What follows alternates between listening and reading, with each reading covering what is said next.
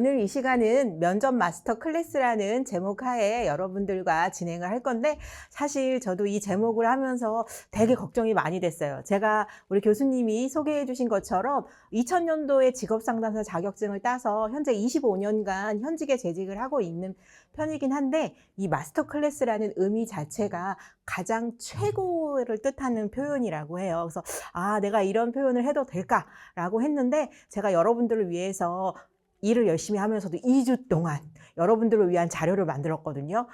보기보다 우리 학과장님이 요구하신 자료가 너무 많았어요. 그래서 여러분들 모두를 위해서 신입분들, 또 이전직을 하시는 분들, 또 그리고 대기업이라던가 중견, 중소나 스타트업까지 가시는 분들 모두에 맞춰서 달라 그래가지고 제가 아주 고생을 했는데, 그 고생 끝에 마스터 클래스 이 말 해도 되겠다라고 생각을 하고 오늘 이 자리에 왔고요.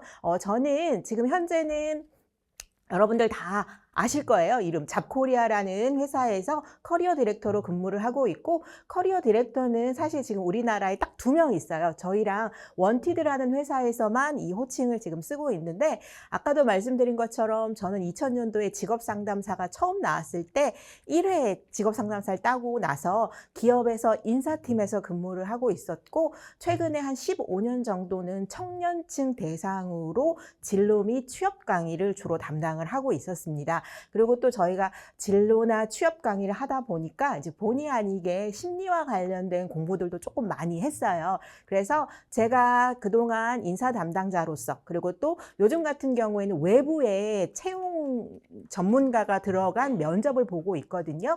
그러한 자료와 바탕으로 해서 여러분들이 신입 취업, 그리고 이전직에 맞는 면접에 대한 노하우를 오늘 알려드리도록 하겠습니다. 그래서 오늘 여러분들과 제가 살펴볼 내용은 제일 먼저 면접, 그리고 기업 규모별 면접 특징, 그리고 신입 취업과 경력의 면접의 차이, 그리고 여러분들 가장 궁금해하시는 거, 어떻게 해야 면접에 합격할 수 있는지 이 부분을 알려드리고, 또 우리가 너무 중요한데 의외로 놓치고 있는 경우가 많아요. 여러분들 면접에서는 여러분들의 행동 하나하나로 합격, 불합격이 될 수도 있거든요.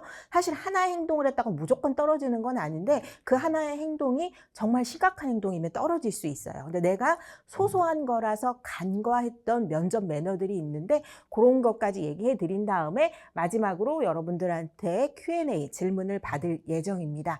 그러면 제일 먼저 이제 면접이란 무엇인가부터 설명을 해 드릴 거고요. 면접의 의미, 그리고 면접의 평가 요소, 그리고 면접은 어떤 형태의 유형들이 있는지 말씀을 드릴 예정입니다.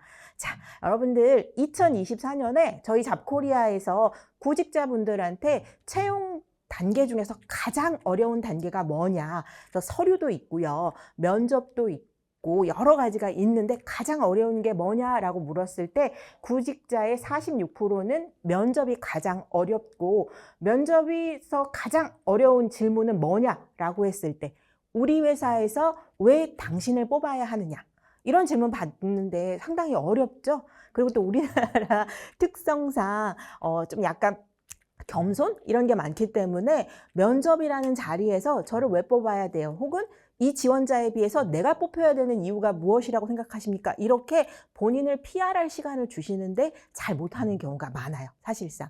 그리고 이거는 작년도 자료인데, 최근에 인자핏이라는 곳에서 취준생 10명 중에서 7명이 면접이 가장 어렵다라고 또 마찬가지로 이야기를 했어요. 그러면서 면접이 어렵다고 느껴지는 이유가 뭐냐 그랬더니, 준비를 완벽하게 하지 못해서. 준비를 완벽하게 하지 못하면 어려울 수밖에 없는 건 맞는 거고요. 근데 면접 질문에 대한 답변을 제대로 하지 못해서. 질문에 대해서 왜 답을 제대로 못했을까요? 우리가 뭐가 정답인지 모르기 때문인 것도 있어요. 왜냐하면 여러분들 면접이나 혹은 자기소개서 보고 내 자기소개서가 왜 떨어졌는지 기업에서 한 4, 5년 전에는 해줬었거든요. 근데 이거 다시 또 없어졌어요.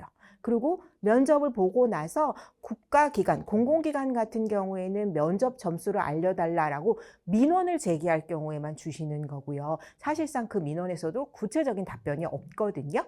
그러니까 일단은 내가 어떻게 면접을 하는지, 왜냐하면 면접 보고 와서 면접에서 무슨 말을 했는지 생각이 안 난다고 하시는 경우도 되게 많아요.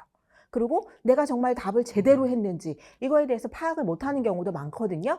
그러다 보니까 취준생 10명 중에서 7명이 면접이 어렵다고 느끼는데 질문에 대한 답변을 제대로 하지 못해서, 그리고 경험이 부족해서. 그렇기 때문에 여러분들이 교육을 듣고 이 교육 자리에서 실습도 사실은 해보시는 게 가장 좋아요. 그리고 제가 이따가 중간에 여러분들이 실습을 혼자서 한다라고 하면 어떻게 도움을 받아야 하는지도 알려드릴 건데, 일단은 면접은 많은 사람들 앞에서, 그리고 타인 앞에서 면접과 관련된 연습을 해보시거나 아니면 지금처럼 거울을 보고 스스로 연습이라도 해보시는 게 좋다라는 이야기를 드리고 싶습니다. 자, 그러면 일단 면접이 뭐냐?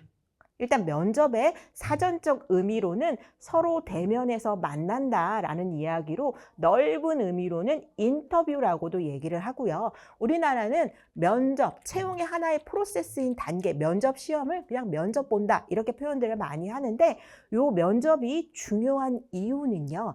여러분 사실은 뭐 서류에 떨어졌다고 해서 우리가 상처를 안 받는 건 아니거든요. 근데 이력서, 자기소개서를 몇 개 정도 넣어야지 우리 합격할 것 같아요? 서류에 일단.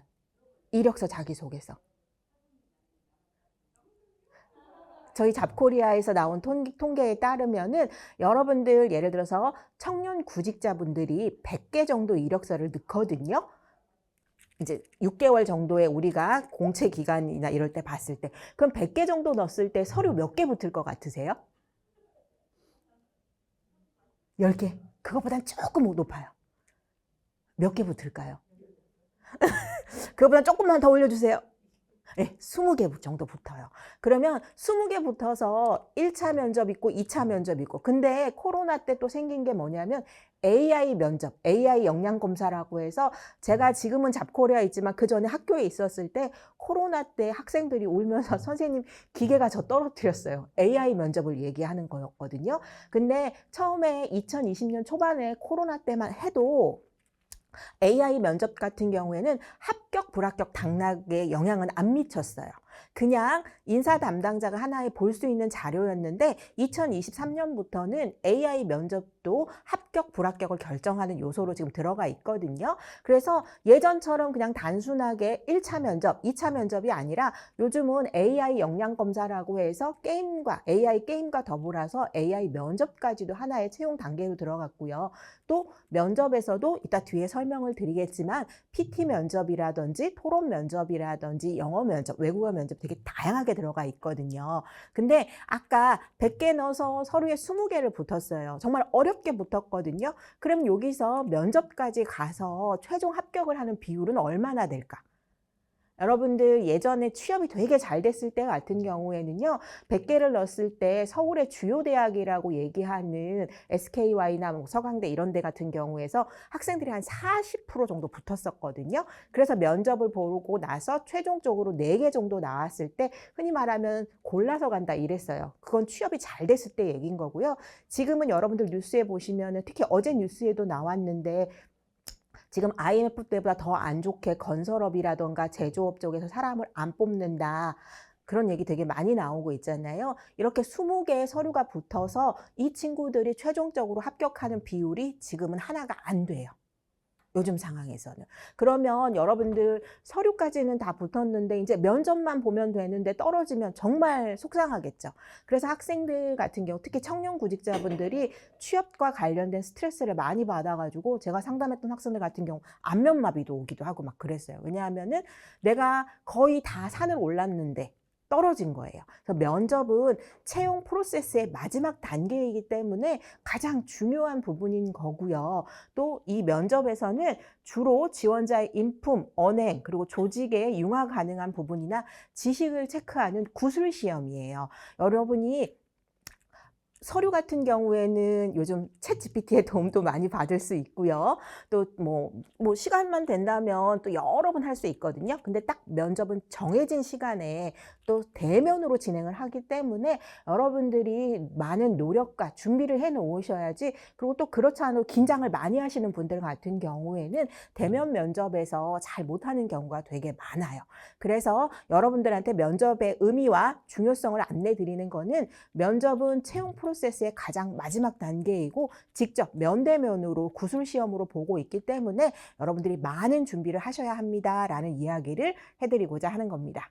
자, 그러면 여러분들 이제 면접 평가 요소, 요거는 이 화면도 보시면서 여러분들이 갖고 계시는 면접 관련된 자료 유인물 평가표를 한번 보시면은 이해가 좀 더 쉬울 건데, 실제로 지금 제가 요거 보여드리는 거는 제가 외부에 면접관으로 나갔어요. 여러분 공공기관에서는 면접관이 5명이면 이 중에 2명에서 3명은 외부 분들을 섭외를 해서 진행을 해요. 실제로 제가 한전 KPS에서 면접관으로 갔을 때 이거 보안각서 썼거든요. 그래서 1년 지났을 때부터는 자료 공개가 가능한 거예요. 그래서 제가 1년이 지나서 여러분들한테 요거 보여드리는 건데, 예를 들어서 면접 질문은 어떻게 구성할 건지, 그럼 여기 보면 핵심 역량이라고 나와 있는 거는 그 기업에서 추구하는 인재상과 관련된 거고요. 옆에 보시면은 면접에 대한 등급도 다 나와 있어요. 그래서 S부터 시작해서 F까지 있거든요. 그래서 F나 D를 많이 받으신 분들은 안 되시는 거예요. 그리고 면접관 중에서 1명 이상 뭐 예를 들어 F가 나왔다. 그러면 다른 분이 S를 주셔도 안 되는 이런 규칙을 사전에 외부 면접관들한테 다 드려요. 그러면서 이런 면접과 관련된 정보들이 많이 나오는데, 이런 거는 주로 뭘 평가하는 거냐면 면접에서 직무 역량, 조직 역량, 인성 요 3개를 면접에서 평가한다라고 해서 여러분들한테 이게 따로 보여드린 거예요.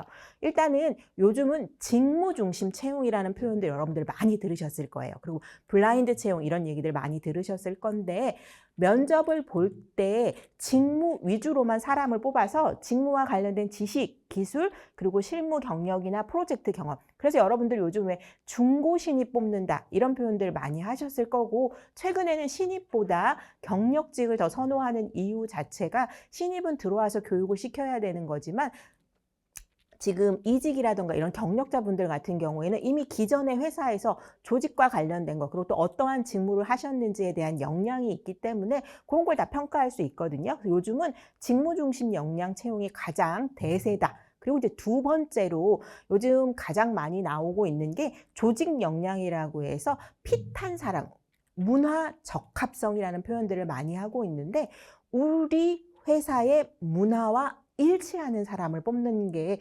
요즘 나오고 있는 면접의 가장 대표적인 평가 요소예요. 그래서 이 조직 역량 같은 경우에는 회사의 가치관이라던가 팀워크를 잘 하실 수 있는지, 그리고 우리 회사에서 오랫동안 근무할 수 있는지. 왜냐하면은 여러분들 이것도 지금 뉴스에서도 나왔는데, 신입으로 대기업에 정말 어렵게 들어가셨다가 1년 미만에 퇴사하시는 분들이 50%가 넘는 걸로 나와요. 근데 그 이유가 그렇게 남들이 다 원하는 회사, 좋아하는 회사에 들어갔는데 나오는 이유, 그거는 회사에 대해서 잘 모르고 그 회사의 특성에 대해서 파악하지 못하고 들어갔기 때문이고요. 실제로 대기업에서 한 명의 신입사원을 뽑을 때 이 사람이 3개월 안에 퇴사를 하시게 되면 대기업에서 손해보는 비용, 이게 우리가 기회비용이라고 얘기하거든요. 채용 관련된 기회비용이 1인당 1,200만 원 정도로 나온대요. 그렇기 때문에 기업에서는 우리 회사에서 잘 알고 있고 우리 회사에 잘 적응하실 수 있는 분들을 뽑고 있어요. 요걸 면접에서 평가하는 거예요. 그래서 조직 역량이라고 하고, 특히 이제 신입분들 같은 경우에는 우리가 회사라는 곳은 모일회, 모일사자를 말하는 거거든요. 사람들 사이에서 모여서 여러분들이 하나의 성과를 내셔야 되는 거기 때문에 인성을 볼 수밖에 없어요. 그래서 면접에서는 특히 이 3가지, 직무 역량, 그리고 우리 회사, 조직에 잘 어울릴 수 있는지, 그리고 인성을 평가하는 구술시험이다. 그리고 여러분들이 갖고 계시는 유인물에 보시면은 신입을 평가하는 거랑 경력을 평가하는 거랑은 약간 차이가 있다는 걸 아실 수 있고요. 요거는 다음 장에서 신입과 경력을 어떻게 차이나게 평가하고 질문하는지는 설명을 해드리겠습니다. 자, 그러면 지금부터는 이제 면접에서 이런 형태의 면접도 나와요 라고 하는 면접 유형을 좀 설명을 드릴 건데요. 제일 먼저는 우리가 전통적 면접이라고 하는 일반 형태의 면접은 코로나 이전에 그냥 만나서 반드시 이거는 대면으로 진행했던 면접이고요. 그 다음에 주로 뽑는 거는 지원 동기나 성격. 그래서 여러분 면접 볼 때 가장 많이 준비하는 게 성격의 장단점이나 1분 자기소개인 거예요. 이게 전통적으로 나왔던 면접 패턴인데 이러한 면접일 경우에는 여러분들이 간단하게, 왜냐하면 면접에서는 답변을 정말 길게 하시면 안 돼요. 그래서 1분 내외에 답변하라 이런 표현들을 되게 많이 하시거든요. 그래서 왜 지원했느냐, 그리고 저의 성격은 무엇입니다, 장점은 뭡니다, 이렇게 간단하게 얘기해 주셔야지, 그게 아니라 저는요 사실은 회사의 분위기를 띄울 수 있는 메이커고요, 이런 얘기 막 하면서 그래서 회사의 분위기를 잘 이끌게요, 이런 식으로 미괄식으로 얘기하시면 절대로 안 돼요. 그래서 여러분들께서 전통적인 면접으로 질문이 나왔을 때는 간결하고 명확하게, 그리고 특히나 2차라고 하는 우리가 임원 면접일수록 답변은 짧게 하셔야 돼요. 그 이유가 임원분들, 회사 사장님, CEO분들 같은 경우에는 시간도 없고요, 보고에 익숙하신 분이기 때문에 절대로 말을 길게 하시는 거를 좋아하지 않습니다. 자, 그리고 이제 최근에 나오는 면접이 역량 면접이라고 하는 이 구조화 면접인데요. 이 구조화 면접은 같이 따라다니는 단어가 있어요. 스타 기법이라고 해서 어떠한 상황에서 어떠한 목표에 내가 이걸 달성하기 위해 무슨 행동을 했고 그래서 결과가 어떻게 나왔는지. 그래서 여러분들 유인물 자료에 보시게 되면은 스타 기법으로 하는 질문, 꼬리 질문까지도 제가 다 예시를 보여드렸는데, 이 구조화된 면접 같은 경우에는 이 스타 기법에 맞춰가지고 우리가 이야기를 해야 하는 거고, 이렇게 구조화된 면접으로 질문을 했을 때는 꼭 말씀하셔야 되는 게 내가 어떠한 성과를 냈다. 그래서 반드시 숫자화하거나 혹은 퍼센트를 해서 얘기를 해주셔야 돼요. 그러지 않고 예를 들어서 본인이 어떠한 전략을 수립했을 때 매출이 얼마나 나왔습니까? 라고 물었거든요. 그랬는데 열심히 했기 때문에 많이 나왔어요. 이런 식으로 추상적으로 답변을 하시면 안 되고요. 저는 몇 가지 행동을 통해서, 뭐 예를 들어서 한 2가지 이러이러한 행동을 통해서 매출을 5% 상승시킨 경험이 있습니다, 이렇게 들어가 주셔야지, 그게 아니라 형용사 위주로 답변을 하시는 거는 요즘 면접관들한테는 좋아하지 않는 답변이라는 거. 그래서 최근에 역량이라는, 컨피던시라는 이 역량에는 내가 어떠한 지식, 어떠한 기술, 어떠한 태도를 가지고 어떠한 성과를 냈는지 반드시 이러한 내용의 답변을 해주셔야 하는 게 역량, 구조화된 면접이고요. 이러한 행동을 통해서 저는 어떤 걸 배웠거나 어떤 걸 느꼈다, 이런 표현 같은 거 신입분들한테는 해주시면 좋아요. 근데 경력분들도 하시는 건 상관은 없기는 한데, 일단은 경력은 배우는 게 아니라 현재 내가 지금 갖고 있는 능력을 이 회사에 발휘해서 회사에다가 기여하시는 목적인 거예요. 그래서 이따가 뒤에도 잠깐 나오겠지만 신입을 뽑을 때는 여러분들의 미래의 가능성을 보고 뽑는 거고요.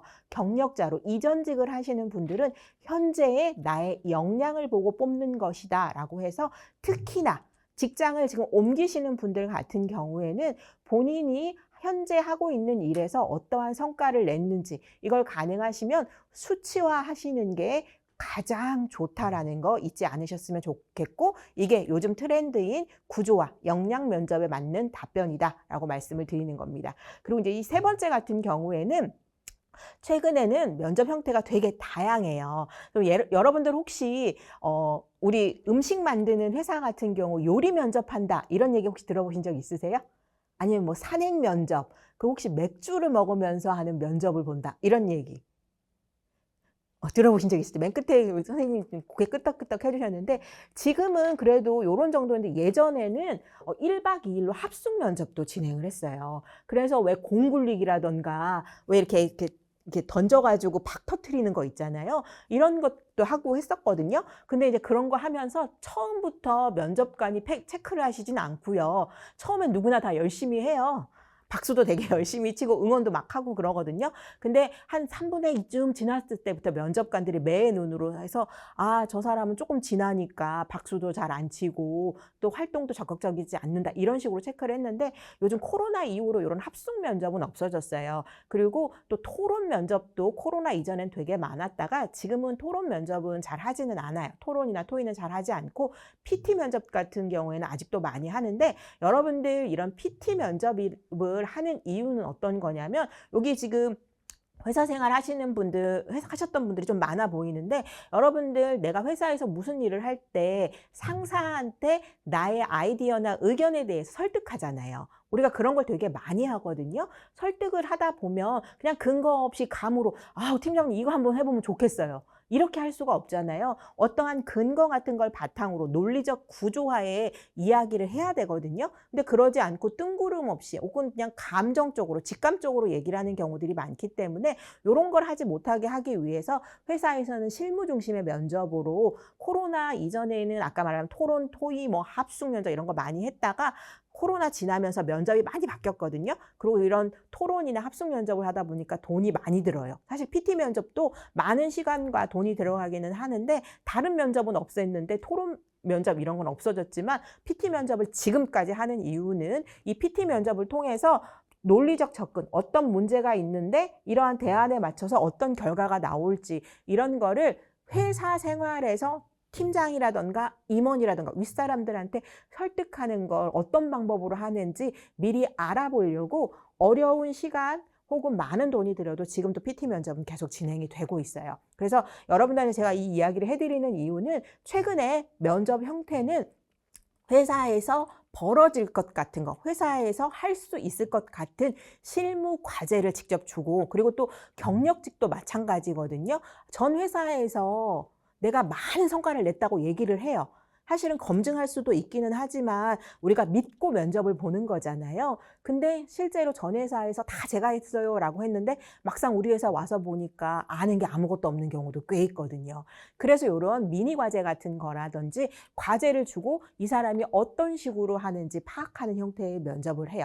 신입은 더 많이 하고 있고요. 경력 같은 경우에는 실제로 있었을 것 같은 일을 진짜로 물어봐요. 그래서 만약 당신은 이런 상황일 때 어떻게 하시겠습니까? 라는 형태로 물어보고 있기 때문에 이걸 실무 과제 면접이라고 얘기를 하고요. 또 이때 많이 평가되고 있는 게 협업 능력이라던가 소통 능력도 많이 평가가 돼요. 그래서 여러분들한테 어떠한 실무나 과제가 주어졌을 때 나의 의사소통 능력도 많이 평가를 하고 있다. 그래서 혹시라도 내가 말을 할 때 조금 중언부언하거나 주저리 하는 경우가 좀 많으신 분들일수록 본인이 면접에 대해서 나올 질문 같은 거는 미리미리 다 준비를 하셔서 구조화해 놓으시는 게 가장 좋다. 그리고 요즘은 많이 하고 있지는 않는데 왜냐하면 요즘 이렇게 압박 면접이라든가 스트레스 면접 같은 거 많이 주시면은 떨어지게 되면 바로 인터넷에 올라오거든요. 그래서 요즘은 많이 하지는 않는데 실제로 아직도 간간히 특히나 뭐 보수적인 기업 같은 경우에는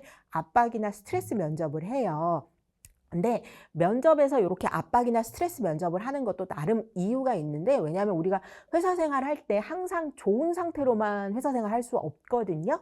상사가 기분이 안 좋을 수도 있고요. 회사에서 문제가 생길 때도 많아요. 그럼 이러한 스트레스 상황일 때 이 지원자가 어떤 행동을 하는지를 추측하려고 이러한 압박이나 스트레스 면접 같은 걸 하는데 일부러 까다로운 질문하는 거예요. 실제로 이 사람이 성격이 나빠서 면접관이 까다로운 질문이라던가 어머 무슨 말을 그런 식으로 해? 막 이런 식으로 한다던가 어떻게 할 거야? 막 이런 식으로 반말한다라던가 예를 들어 이러는데 사실 반말 같은 거 원래 하면 안 되는데 간혹 이런 식으로 되게 이제 스트레스 주는 상황을 연출하시는 분들이 있거든요. 근데 이럴 때 저 질문은 날 떨어뜨리기 위해서 한 거네 하면서 오히려 이제 이럴 때일수록 더 당당하게 나가셔야 되는데 우리 지원자분들께서 한숨을 쓰고 이렇게 고개를 숙이거나 이런 경우가 있으세요. 그러게 되면 회사 생활할 때 저 사람은 상사가 좀 뭐라고만 하게 되면 저런 행동을 하겠구나라고 추측을 해버리거든요. 그래서 여러분들이 면접에서 스트레스를 주는 모습을 하는 거는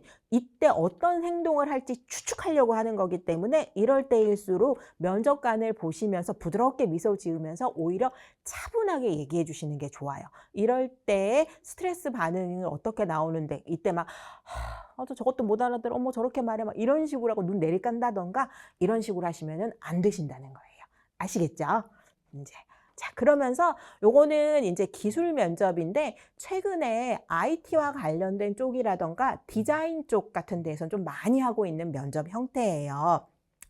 근데 이런 면접이 나오는 이유는 예를 들어서 내가 컴퓨터와 관련된 쪽으로 전공을 해서 학점이 되게 높았거든요. 그래서 회사에서 뽑았어요. 근데 뽑고 났더니 알고 보니까 코딩은 하나도 못하고 학점이 높았었던 이유가 전공에서 높은 학점을 받았던 게 아니라 교양에서 받았던 이런 일들이 많았던 거예요. 그래서 이제 기업에서 이러한 IT 면접을 하면서 요때 같이 나오는 게 이제 코딩 테스트라고 해서 실제로 어떤 식으로 코딩을 하는지 이런 거를 테스트하는 형태가 들어갔거든요. 그래서 기술 면접 같은 경우에는 관련된 지식이나 실무 역량을 평가하는데 이런 기술 면접 혹시 여러분이 보실 수도 있고 주변에서 만약에 기술 면접을 보시는 분이 계실 수도 있어요. 그럼 그럴 때 어떻게 조언을 해주시면 좋냐면 회사나 또 이 회사의 예를 들어 대표 기업 같은 데에 들어가시게 되면 직무에 필요한 기술 스택이라든지 어떠한 컴퓨터 언어를 쓰는지 그리고 또 요즘 인터넷이나 아니면 챗 GPT한테 물어보면 돼요. 어디 기업에 어떤 직무에 나오는 기출문제 알려줘 하시면 다 나오거든요. 그래서 이런 거에 대한 준비 그리고 코딩 테스트 같은 거 열심히 준비하셔야 되고 요 면접 시뮬레이션을 꼭 하셔야 돼요. 기술 면접일수록. 그냥 책 읽고 가면 된다라고 생각하시고 이러한 기술 면접을 가시는 경우들이 되게 많은데요. 여러분들 면접이라는 데 가시게 되면 여러분들도 혹시 오늘 이 자리에 딱 왔을 때 이거 무슨 대회의장 우리 드라마에서 나오는 주주총회 같은 데 하는 회의장 같은 느낌이고 되게 낯설지 않으세요? 앞에 마이크도 있고. 근데 면접에서 큰 기업에 2차 면접 가시면 이런 데 가서 하시거든요. 근데 내가 정말 잘 알던 것도 이런 데 와서 면접을 보시게 되면은 답을 잘 못하게 될 수밖에 없어요.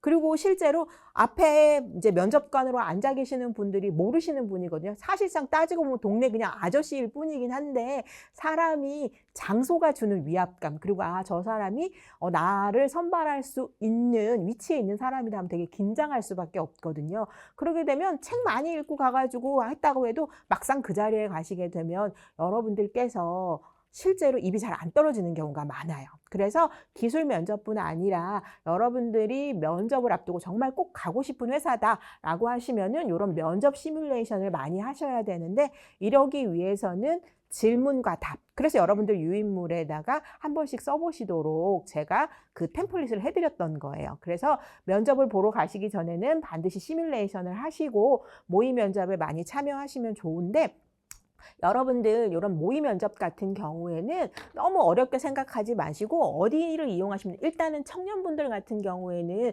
본인의 학교의 취업센터를 이용하신다던가 아니면 서울청년센터 이런 데 하셔도 되고요. 근데 나는 좀 이동하고 싶지 않고 그냥 우리 집에서 좀 내가 해보고 싶다. 그러면 여러분들 챗 GPT한테 요청을 해도 돼요. 여러분 GPT에 가서 어떤 기업의 남성 면접자한테 면접을 보는 것처럼 면접 질문해줘 하시게 되면 음성으로까지 다 나오거든요. 그래서 여러분들 모의 면접을 볼 수 있는 사이트들도 있고요. 예를 들어 저희 잡코리아 같은 경우에도 면접 볼 수 있고 또 내가 면접 보는 내용에 대해서 동영상 했었던 것도 있어요. 그리고 이런 거 무료로 할 수 있고 앱도 있거든요. 그러니까 여러분들께서 일단은 모의 면접 같은 경우에는 많이 해보시면 좋고요. 근데 만약 이게 조금 어렵다. 이것도 난 혹시 기록 남겨지는 거 좀 원하지 않는다 하시면 지금처럼 이렇게 거울이 보이는 곳 앞에서 여러분들이 하시면 좋고 그리고 이렇게 거울 보시고 했을 때 나도 내 얼굴이 익숙하지 않거든요. 그리고 표정이 약간 부자연스러우실 수 있으세요. 그래서 우리 지금 선생님 하신 것처럼 면접을 보시기 전에 이거는 이제 오픈된 데서 하시면 안 되고 면접 바로 들어가기 전에 화장실 잠깐 가서 아에이오라고 해서 입 근육을 되게 크게 벌려주시는 게 좋아요. 그래야지 여러분들이 면접에서 미소 지을 때도 되게 자연스럽거든요. 그 여러분들 혹시 요즘은 많이 안 보셨을 텐데 예를 들어 예전에 미스코리아 선발대회 같은 데 했을 때 미스코리아들 계속 이렇게 억지로 웃고 있다가 나중에 끝날 때쯤 되면은 막 여기 볼살 막 달 떨리잖아요. 그 이유가 얼굴 근육이 이제 경직이 돼서 그러는 거거든요. 그래서 면접은 그 정도까지는 안 하기는 하지만 일단은 면접을 갔을 때 자연스러운 표정이 되게 중요해요. 그렇기 때문에 이런 자연스러운 표정, 미소 같은 거, 또 그리고 발음을 정확하게 하시려고 하시면은 면접 들어가기 전에 아에이오우를 5번 정도를 하고 들어가는 게 가장 좋다라는 말들을 해요. 그리고 여러분들 앞에 지금 생수 있잖아요. 면접을 들어갔을 때는 여러분들 너무 뜨거운 물이나 차가운 물은 오히려 여러분들한테 안 좋고요. 미지근한 물을 살짝, 그리고 많이 먹으면 화장실 가고 싶거든요. 긴장하기 때문에. 그래서 살짝만 드시고 나면 성대가 좀 촉촉해서 여러분들이 목소리도 좀 커요. 그리고 여러분들도 혹시 이런 얘기 많이 들으셨을 텐데 이상하게 면접 봤을 때 사실은 남성 지원자랑 여성 지원자가 있는데 여성 지원자가 더 면접에 봤을 때 약해요. 그게 왜 그러냐면은 목소리가 자신감의 비례라고 생각을 많이들 한대요. 그래서 남자분들이 목소리가 조금 크기 때문에 더 자신감 있게 느껴지는 경우가 많대요. 그래서 우리 여성분들 같은 경우에는 면접에 들어가셨을 때 더욱더 목소리를 조금 더 크게 하실 필요가 있기 때문에 그래서 면접 들어가기 전에 살짝 물을 조금만 마시고 들어가시는 게 좋으시고요. 근데 너무 뜨겁거나 차가운 물은 좀 좋지 않다. 그러니까 여러분들이 모의 면접 많이 보시고 또 면접과 관련된 정보 같은 거 꼭 많이 찾으셔야 된다. 이건 반드시 기술 면접에만 해당되는 내용은 아니다라고 말씀을 드리는 거고요. 그리고 이제 여러분들 경력직이라던가 아니면 이제 IT, 뭐 디자인, 마케팅 이런 쪽으로 프로젝트를 많이 하셨던 분들 같은 경우에는 프로젝트 경험을 정리를 해 놓으셔야 돼요. 왜냐하면 이러지 않고 그냥 몇 번 어떤 일을 했어요 하는데 많이 했어요. 제가 좀 한 것 같아요. 이런 식으로 얘기를 하시게 되면은 신뢰를 얻으실 수 없거든요. 그래서 프로젝트를 정리하고 언제 어떤 프로젝트에서 무슨 역할을 했는데 어떤 성과가 나왔어요. 이런 얘기가 반드시 나오게끔 얘기를 해주셔야 돼요. 그래서 요거 기술 면접이기는 하지만 일반적으로 면접을 볼 때 준비하셔야 될 부분까지 제가 유형에 맞춰서 한꺼번에 말씀을 드렸습니다. 자, 이 부분까지는 어떻게 다 이해되셨나요? 네, 감사합니다. 아유, 감사합니다. 자, 그리고 이제 지금 보여드리는 거는 이제 면접은 여러분들 정책 가만히 있는 게 아니에요. 왜냐하면 코로나 같은 게 있으면서 많이 바뀌었거든요. 그리고 그동안도 바뀌었지만 앞으로도 많이 바뀔 예정인데 일단은 지금은 면접 같은 경우가 비대면 면접도 상당히 많아요. 그래서 요즘은 줌으로 면접 보거나 지금 제가 있는 잡코리아 같은 경우에는 베트남 구직자분들하고 저희 한국의 기업하고 면접을 보는데 저희는 다 화상 면접으로 보거든요. 근데 요즘은 줌이나 이런 화상 면접이 일상화되어 있는 상태고 아까 제가 왜 AI 면접 말씀드렸잖아요. 요즘 아예 AI 역량검사 내에 AI 면접이 들어가 있고 지금 2023년 이후부터는 이게 합격, 불합격도 결정을 하고 있는 그런 형태로 변화되고 있다. 그리고 이제 구조화 면접은 아까 스타워에 대해서 말씀드리면서 요 구조화 면접 같은 거 특히 공공기관에서 많이 하고 있는데 누구한테 면접 질문을 많이 했다던가 누구한테 특별한 질문을 했다. 이런 식으로 해서 문제가 많기 때문에 지원자분들한테 동일한 질문을 하고 또 동일한 기준으로 평가를 받아요. 그리고 또 이제 이런 식으로 시작해서 처음에는 오른쪽에서 이제 뭐 예를 들어 왼쪽으로 갔다. 그럼 그 다음번에는 반드시 왼쪽에서 오른쪽으로. 왜냐하면 이것도 공평하게 하지 않으면 문제가 생기는 경우가 많아가지고 요즘 같은 경우 이런 구조화 면접 같은 걸로 많이 하고 있는 형태고요. 그다음에 경험이나 역량 중심. 그래서 아까 말씀드렸던 역량을 많이 보고 그리고 이런 경험이나 역량 중심의 면접을 잘 보시기 위해서는 특히 경력자분들은 본인의 경력 기술서 같은 거 잘 쓰시고 그거에 대한 내용을 여러분들이 가지고 계셔야 돼요. 그리고 이때는 반드시 여기 행동 중심 질문 확대라고 하는 거. 내가 어떠한 상황에서 무슨 행동을 했는지를 반드시 얘기를 해주셔야지 그러지 않고 저한테 예를 들어서 영업을 하기 위해서 몇 군데 방문해서 저는 영업을 성공했어요. 이렇게 들어가시면 안 되고요. 제일 중요한 거는 영업의 성과, 실적을 올리기에 무슨 행동을 했는지 얘기해 주셔야 되는데 그 행동을 빼버리시면 절대로 안 돼요. 그래서 최근에는 경험, 역량 중심의 면접으로 많이 하고 있고 아까 얘기 드렸던 거 요즘은 조직 내에서 우리 회사와 잘 맞는 사람 원하기 때문에 문화 적합성 평가를 많이 하고 있다라는 거. 그래서 우리 회사만이 갖고 있는 특성, 예를 들어 지금 제가 재직 중인 잡코리아 같은 경우에는요, 스타트업에서 출발을 해서 좀 커진 지금 상태거든요. 그러다 보니까 스타트업에서 볼 수 있는 수평적 구조가 되게 많아요. 근데 저는 잡코리아 이전에는 주로 한 15년 정도는 대학이라는 곳에 있었는데 대학은 되게 보수적이거든요. 그래서 직급 체계도 지금도 뭐 주임, 대리, 과장, 차장 이래갖고 다 호칭을 불러요. 그리고 심지어 뭐 제가 동국대에 근무했을 때 저희 팀에 온 신입 직원은 1년 내내 신입이기 때문에 1년 내내 그 더운 여름에도 긴팔 와이셔츠에다가 긴 정장을 입었어야 돼요. 근데 저희 지금 잡코리아는 CEO 분들도 반바지를 입고 다니세요. 그러고서 이제 이름을 불러야 되는데 저는 15년 정도 보수적인 학교에 있다가 잡코리아 가니까 저희 팀장님이 사실상 저보다 나이가 5살 어리거든요. 근데 제가 그분한테 팀장님이라고 부르지 않고 이름을 불러야 돼요. 근데 그게 익숙하지 않아 갖고 한 3개월 동안 정말 애먹었거든요. 근데 제가 요 이야기를 해드리는 게 최근에 트렌드 자체가 그 회사 조직에 잘 맞는 사람을 원하는 거예요. 근데 제가 계속 처음에 한 달 반 동안을 계속 팀장님이란 소리를 하면 안 되는 자꾸 팀장님 이랬거든요. 그랬더니 저 따로 불러가지고 팀장님이라고 여기는 부르면 안 된다고. 저한테 직접 얘기까지 나올 정도였어요. 그래서 요즘은 이러한 조직 적합성 같은 거, 문화 적합성을 많이 해요. 상사님의 이름 뒤에 님자를 붙어요. 예를 들어 지금 제 이름이 주서연이잖아요. 그러면 서현님 이렇게 해요. 그래서 한 달 반쯤에 그 얘기 듣고 난 다음부터는 진짜 의식적으로라도 하고, 그래서 그거 잘하려고 꼭 한숨 막 그래서 승일님, 저희 팀장님이 이제 정승일이거든요. 제가 승일님 이렇게 하고서 진짜 정말 억지로. 근데 이제 한 4, 5개월쯤 되니까 이제 자기가 잡혀져요. 그래서 여러분들한테 이런 수평적 조직 문화에 있는 데서는 팀 호칭 같은 거 하면은 되게 또 안 좋아하고, 그게 또 따로 이렇게 불러서 얘기할 정도로 조직 문화에 맞지 않는 행동이었던 거였죠. 근데 생각해 보니까 제가 학교에 들어가기 전에 15년 전에는 이제 삼성 SDS 있었는데, 그땐 저는 사실 저희는 영어 이름 불렀었거든요. 그런 거 생각해 보니까 그렇게 영어 이름 부르던 것도 수평적인 조직 문화였었던 건데, 내가 학교라는 곳에서 15년 정도 있다 보니까 완전히 지금 다른 사람이 됐고, 그러다가 이제 잡코리아를 왔더니 좀 이렇게 어려워하는구나 저도 느꼈어요. 그리고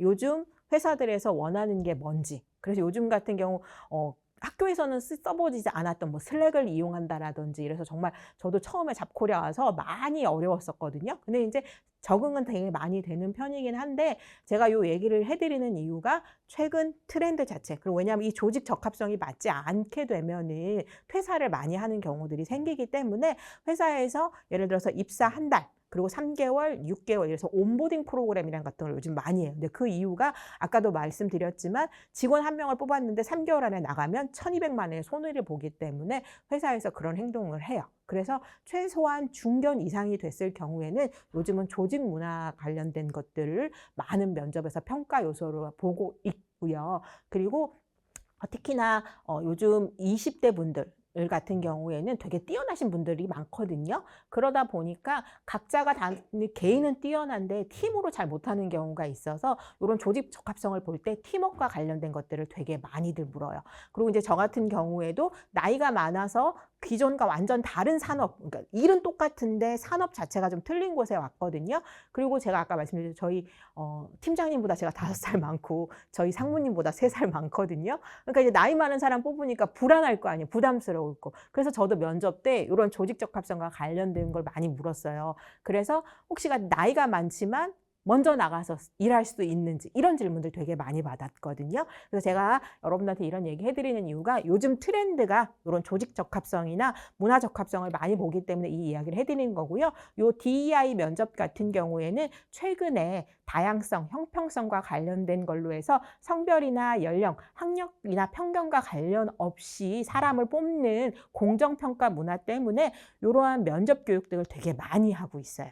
그래서 여러분들 뭐 성별이라던가 나이로 인한, 실제 저 같은 경우 나이가 많지만 채용이 될 수 있었던 게 이런 DEI 면접이라는 이런 문화가 확산이 됐기 때문에 가능한 거다라고 말씀드리고, 요 ATS 통합 관리 같은 경우에는 예전에는 이런 거 없었는데 요즘은 이제 인사에서 이게 트렌드거든요. ATS 시스템이 있는 회사, 없는 회사에 되게 차이가 많이 있는데, 여러분들이 서류를 내게 되면은 예전에는 서류를 내고 나서 이 서류가 잘 접수가 됐는지 이런 거, 그리고 또 면접 같은 경우에 언제 면접을 보냐. 예전에는 면접을 딱 한 시간만 딱 정해줬어요. 그래서 그날 반드시 와야 되는데, 요즘 이 ATS 시스템이 있으면은 카톡으로 메시지가 와서 한 2-3개 정도 여러분들한테 면접 가능한 날짜를 줘요. 그럼 내가 선택을 해가지고 그 날에 맞춰서 갈 수 있거든요. 그럼 그 이유 자체가 어떤 거냐면, 지원자들한테 면접이 하나의 이 기업에 대한 이미지, 인식을 해주는 거거든요. 그래서 지원자들한테 이미지 개선을 하는 목적으로 많이 하고요. 특히 그리고 현재 어느 전형 단계고 또 면접의 합불에 대해서 되게 빨리 알려주세요. 그래서 요즘은 이런 ATS 시스템 같은 경우가 채용의 하나의 보편적으로 자리를 잡았고 면접에서도 되게 중요한 역할들을 많이 한다. 그래서 전형 일정이나 합불에 대한 안내 그리고 평가 사유 같은 것도 ATS 시스템 내에서 내가 확인할 수 있다라고 여러분들이 생각해 주시면 좋습니다. 자, 그러면 이제 여러분들한테 면접에 관련된 일반적인 얘기를 제가 해드렸고요. 지금부터는 이제 여러분들이 기업의 형태별로 어떤 식으로 면접이 이루어지고 있고 여기서 나오는 대표적인 면접 질문은 무엇인지 제가 이제부터 설명을 해드릴 거예요. 자, 일단은 기업 규모는 중견이나 대기업이랑 스타트업, 우리 학 과장님께서 요청하셨던 게 스타트업에 대한 것들을 관심이 많다고 스타트업을 좀 따로 분류해달라고 해서 제가 이렇게 한 건데 일단은 중견이나 대기업 같은 경우에는 면접 분위기가 사실은 되게 체계적으로 그래서 서류, 1차, 2차 아니면 AI 역량검사 이런 식으로 되게 체계적으로 되어 있고 면접으로 오시는 분들은 일단은 현업의 인사팀장, HR 팀장님이랑 그다음에 임원분들이 그래서 1차 면접, 2차 면접 이런 식으로 했는데 2차 면접은 주로 임원들이 오시는 형태로 진행이 되고 있고요. 면접에서 평가하는 거는 인재상이나 역량, 경험, 조직 적합성을 평가하고 면접에서는 그래도 아직까지는 정장, 그래서 뭐 학생들은 이걸 모나미 복장이라고 많이 얘기하는데 검정색 옷에 흰색 블라우스 입는다. 그래서 모나미 볼펜 생각해서 모나미 복장 이런 얘기 많이 하시는데 요즘은 캐주얼, 비즈니스 캐주얼 복장을 많이 하기는 하거든요. 근데 실제로 제가 학생한테 들었는데 대한항공에서 편하게 옷을 입고 오라 그랬대요. 그래서 우리 친구가 정말로 청바지를 입고 갔는데 그냥 청바지였으면 그래도 괜찮았나 봐요. 우리 친구가 찢어진 청바지를 입고 간 거예요. 그랬는데 화장실에 있는데 리크루터가 근데 면접에서 찢어진 청바지 입고 오네 봤어? 이렇게 얘기를 딱 했더라는 거예요. 사실 편하게 입고 오라고 해놓고서도 막상 그런 식으로 이야기를 했다라는 걸 직접 얘기를 해주더라고요. 그래서 아직까지는 중견이나 대기업 같은 거 반드시 정장을 입고 오라고 하지 말라고 하는 곳은 있어요. 예를 들어 네이버 같은 데는. 그런 데는 절대로 정장을 입고 가시면 안 되는 거고요. 근데 이런 정도 중견이나 대기업 같은 경우에는 그래도 일반적으로 깔끔하게는 보여야 돼요. 그러니까 이게 찢어진 청바지의 문제는 찢어졌다는 것보다 사실 찢어졌기 때문에 실밥이나 이런 게 나왔으면 지저분해 보였기 때문에 그러는 거거든요. 그냥 청바지였으면 그래도 괜찮을 수 있었을 거다라고 제가 그렇게 얘기를 한 거고요. 그리고 이런 중견이나 대기업 같은 경우에는 면접을 2회에서 4회까지 많이 보는 경우들이 많아요. 그리고 그 이외에 면접 이외에 아까 뭐 AI 면접이나 아직도 논술을 보는 경우들도 있기도 하고 영어 면접을 보는데 이에 비해서 스타트업 같은 경우에는 일단은 면접을 되게 편하게 봐요. 그리고 이런 스타트업에서는 오히려 여러분들께서 정장 입고 가시면 더 불편해질 수 있거든요. 그래서 비즈니스 캐주얼이라는 건 어떤 거냐면 여러분들이 옷을 입으실 때 속에 면티 같은 건 입어도 괜찮은데 자켓을 걸친다던가 아니면 여름 같은 데는 여기 셔츠 커라가 있는 거 있죠. 이런 걸 입는 걸 비즈니스 캐주얼이라고 얘기해요. 그래서 스타트업 같은 경우에는 비즈니스 캐주얼 정도로 입으시면 되고 스타트업 같은 경우만 요즘 해당되는 건 아닌데 뭐 대기업 중에서도 팀원이 같이 들어와서 면접 보는 경우도 있어요. 근데 일반적으로 스타트업 같은 경우에는 대표하고 팀원, 핵심 팀원이 같이 들어와서 스타트업 분위기에 잘 어울릴 수 있는 열정 있으신 분들을 많이 좋아하시고 면접은 한 번 보거나 아니면 그날 당일에 1, 2차까지 다 보는 경우도 되게 많은데 짧게 봐요. 스타트업 같은 경우에는. 그리고 현장의 간단한 테스트는 개발이나 디자인 쪽에서는 이렇게 진행을 하고 있고요. 실제로 면접 질문을 보게 되면 약간씩 차이가 있어요. 중견이나 대기업 같은 경우에는 질문이 아예 정해져 있어요. 아까 그래서 여러분들 제가 KP에서 왔던 거 실제 보여줬잖아요. 근데 자기소개, 지원 동기나 어떠한 경험, 그래서 학창시절, 그래서 특히나 실패나 성장 경험 같은 것들을 많이 물어요. 그리고 회사의 인재상이랑 적합한지, 그리고 팀워크 관련된 것들을 좀 많이 묻거든요. 근데 이에 비해서 스타트업에서 묻는 질문들은 약간씩 차이가 있어요. 일단은 스타트업은 뽑는 것 자체가 실무형을 뽑거든요. 그래서 여러분들께서 실제로 실무에서 어떻게 잘 적응할 것인지 그리고 어떻게 해결해 봤는지 그리고 스타트업은 대기업 같은 경우에는 분업이 되어 있어요. 근데 스타트업에 들어가시면 여러분들이 멀티플레이어가 돼야 되거든요. 그러니까 많은 일을 해볼 수 있는지 그리고 많은 일을 할 의사가 있는지 그런 것들을 물어요. 그래서 특히나 작은 기업일수록 여러 가지 일을 겸직하시는 경우들이 많거든요. 그러다 보니까 멀티플레이어 경험이라든지 스타트업 분위기 자체가 빠르게 변화하는 분위기예요. 그렇기 때문에 이렇게 빠르게 변화하는 환경에서 잘 적응하실 수 있는지, 그리고 중요한 건 스타트업 같은 경우에는 항상 성공만 할 수 있는 게 아니거든요. 지금 새롭게 들어가서 일을 하기 때문에 사실 성공보다는 실패가 더 많아요. 그래서 여러분들한테 실패라던가 도전 경험에 대해서 스타트업 쪽에서는 더 많이 묻고요. 그리고 이제 스타트업이나 대기업이나 다 비슷하긴 하겠지만 일단 책임감 있는 사람들을 원하는 게 요즘 트렌드거든요.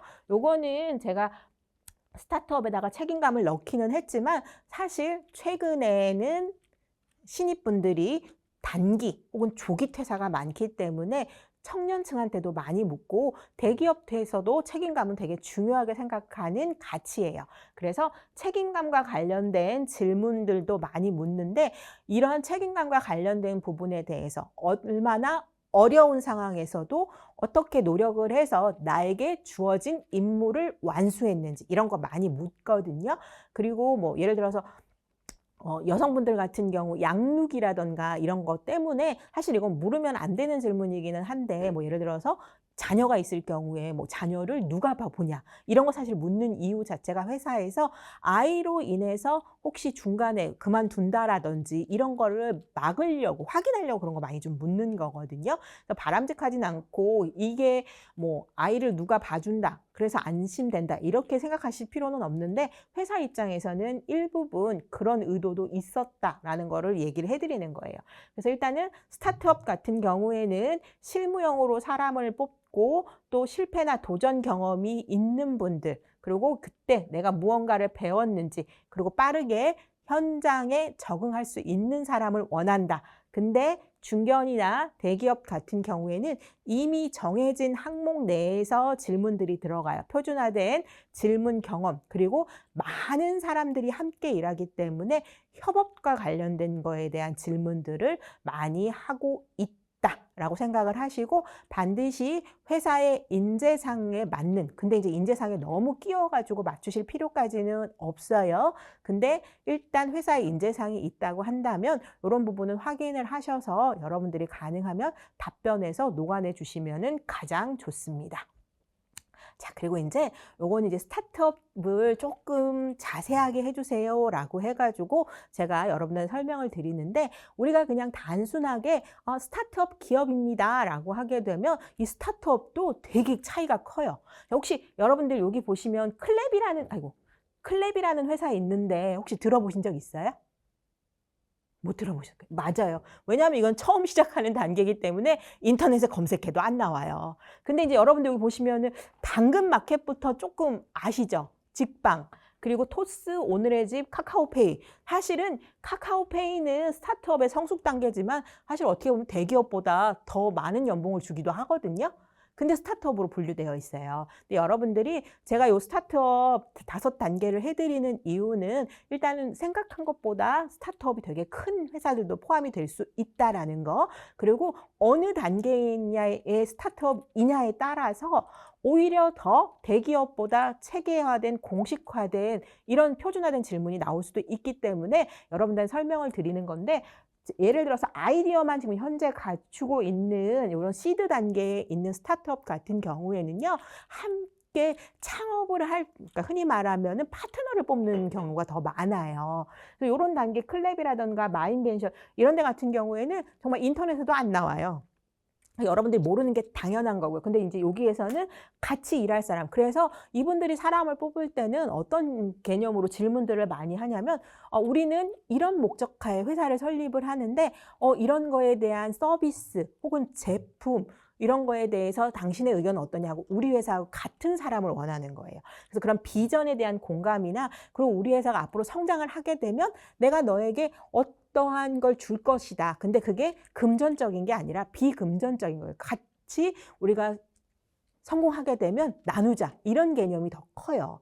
근데 실제로 만약 성숙 단계 이런 데 들어가시게 되면은 이런 질문 자체가 아예 안 나와요. 사실은 여기 한 성장 단계쯤 됐을 때부터는 이제 장기적 성과로 해서 우리 회사에 오게 되면은 예를 들어서 지분의 얼마를 줄게 이런 식으로 들어가거든요. 근데 첫 번째 단계에는 현재 지금 창업을 하는 초창기이기 때문에 여기는 돈과 관련된 얘기 같은 건 잘 하지 않기 때문에 비금전적인 보상에 대한 이 사람이 어떤 생각을 갖고 있는지 이런 식의 면접 질문을 들어가고, 두 번째로 이제 초기 창업 단계, 여기 팀 스파르타 정도는 교육과 관련된 회사에 관심 있으신 분들은 좀 아시는 회사인데, 여기 초기 창업 단계는 이제 회사가 자리를 잡아가지고 회사의 모습을 갖추고 있거든요. 근데 인원이 많지는 않아요. 그러다 보니까 이런 초기 창업 단계에서는 다양한 일을 할 의사가 있는지 이런 것들을 많이 물어요, 면접에서. 그래서 추구하는 인재 자체가 멀티플레이어형 인재를 하고, 그리고 아까도 했지만 다양한 일을 하거든요. 그러다 보면 사람,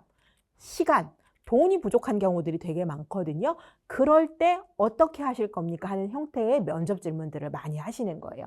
그리고 이제 회사가 이제 좀 성장하는 거. 그래서 사실 저희 잡코리아 여러분들 다 아시는데, 혹시 잡코리아 경쟁사라고 하면 어디가 생각나세요? 혹시 아시는 분? 응, 잡코리아. 취업 포털 사이트거든요. 그렇죠. 사람인일 것 같죠. 근데 잡코리아에서 보고 있는 경쟁 상대는 당근이에요. 왜냐하면 당근에서 알바 관련된 거라든가 이런 취업 포털 관련된 일자리를 하고 있어가지고 오히려 사람인보다 당근을 보고 요즘 취업하시는 분이 더 많아요.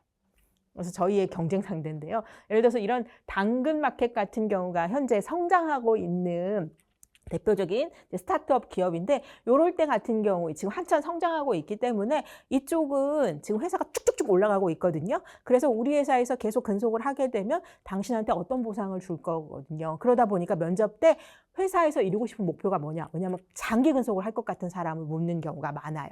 그래서 스타트업 단계에 맞춰가지고 그런 내용, 그러면서 실제로 이 회사 같은 경우 성장하기 때문에 중간에 빠져나가거나 이러시면 안 되고, 또 들어오시는 분도 실무 능력을 갖고 있는 분들을 원하시기 때문에 스타트업 단계에서 성장 단계에 있을 때는 실무 중심 능력을 많이 묻는다. 그리고 이제 네 번째는 토스 같은 경우는 지금 다 해외로 나가려고 하고 있거든요. 이미 어느 정도 성숙이 다 돼가지고 이런 데 같은 경우에는 해외로 나가기 때문에 사람을 뽑을 때 글로벌적인 능력이 있는지를 많이들 묻고 있어요. 그리고 또 이제 확장을 해야 되기 때문에 중간에 리더급들을 많이 뽑거든요. 그래서 리더 경험을 발휘한 적이 있는지 없는지를 많이 묻고요. 스타트업의 마지막 이제 이 성숙 단계 같은 경우에는 하나의 브랜드로 이미 자리를 잡았고, 이쪽 같은 경우에 주로 뽑을 때 경영진들을 뽑는 경우가 훨씬 더 많아요.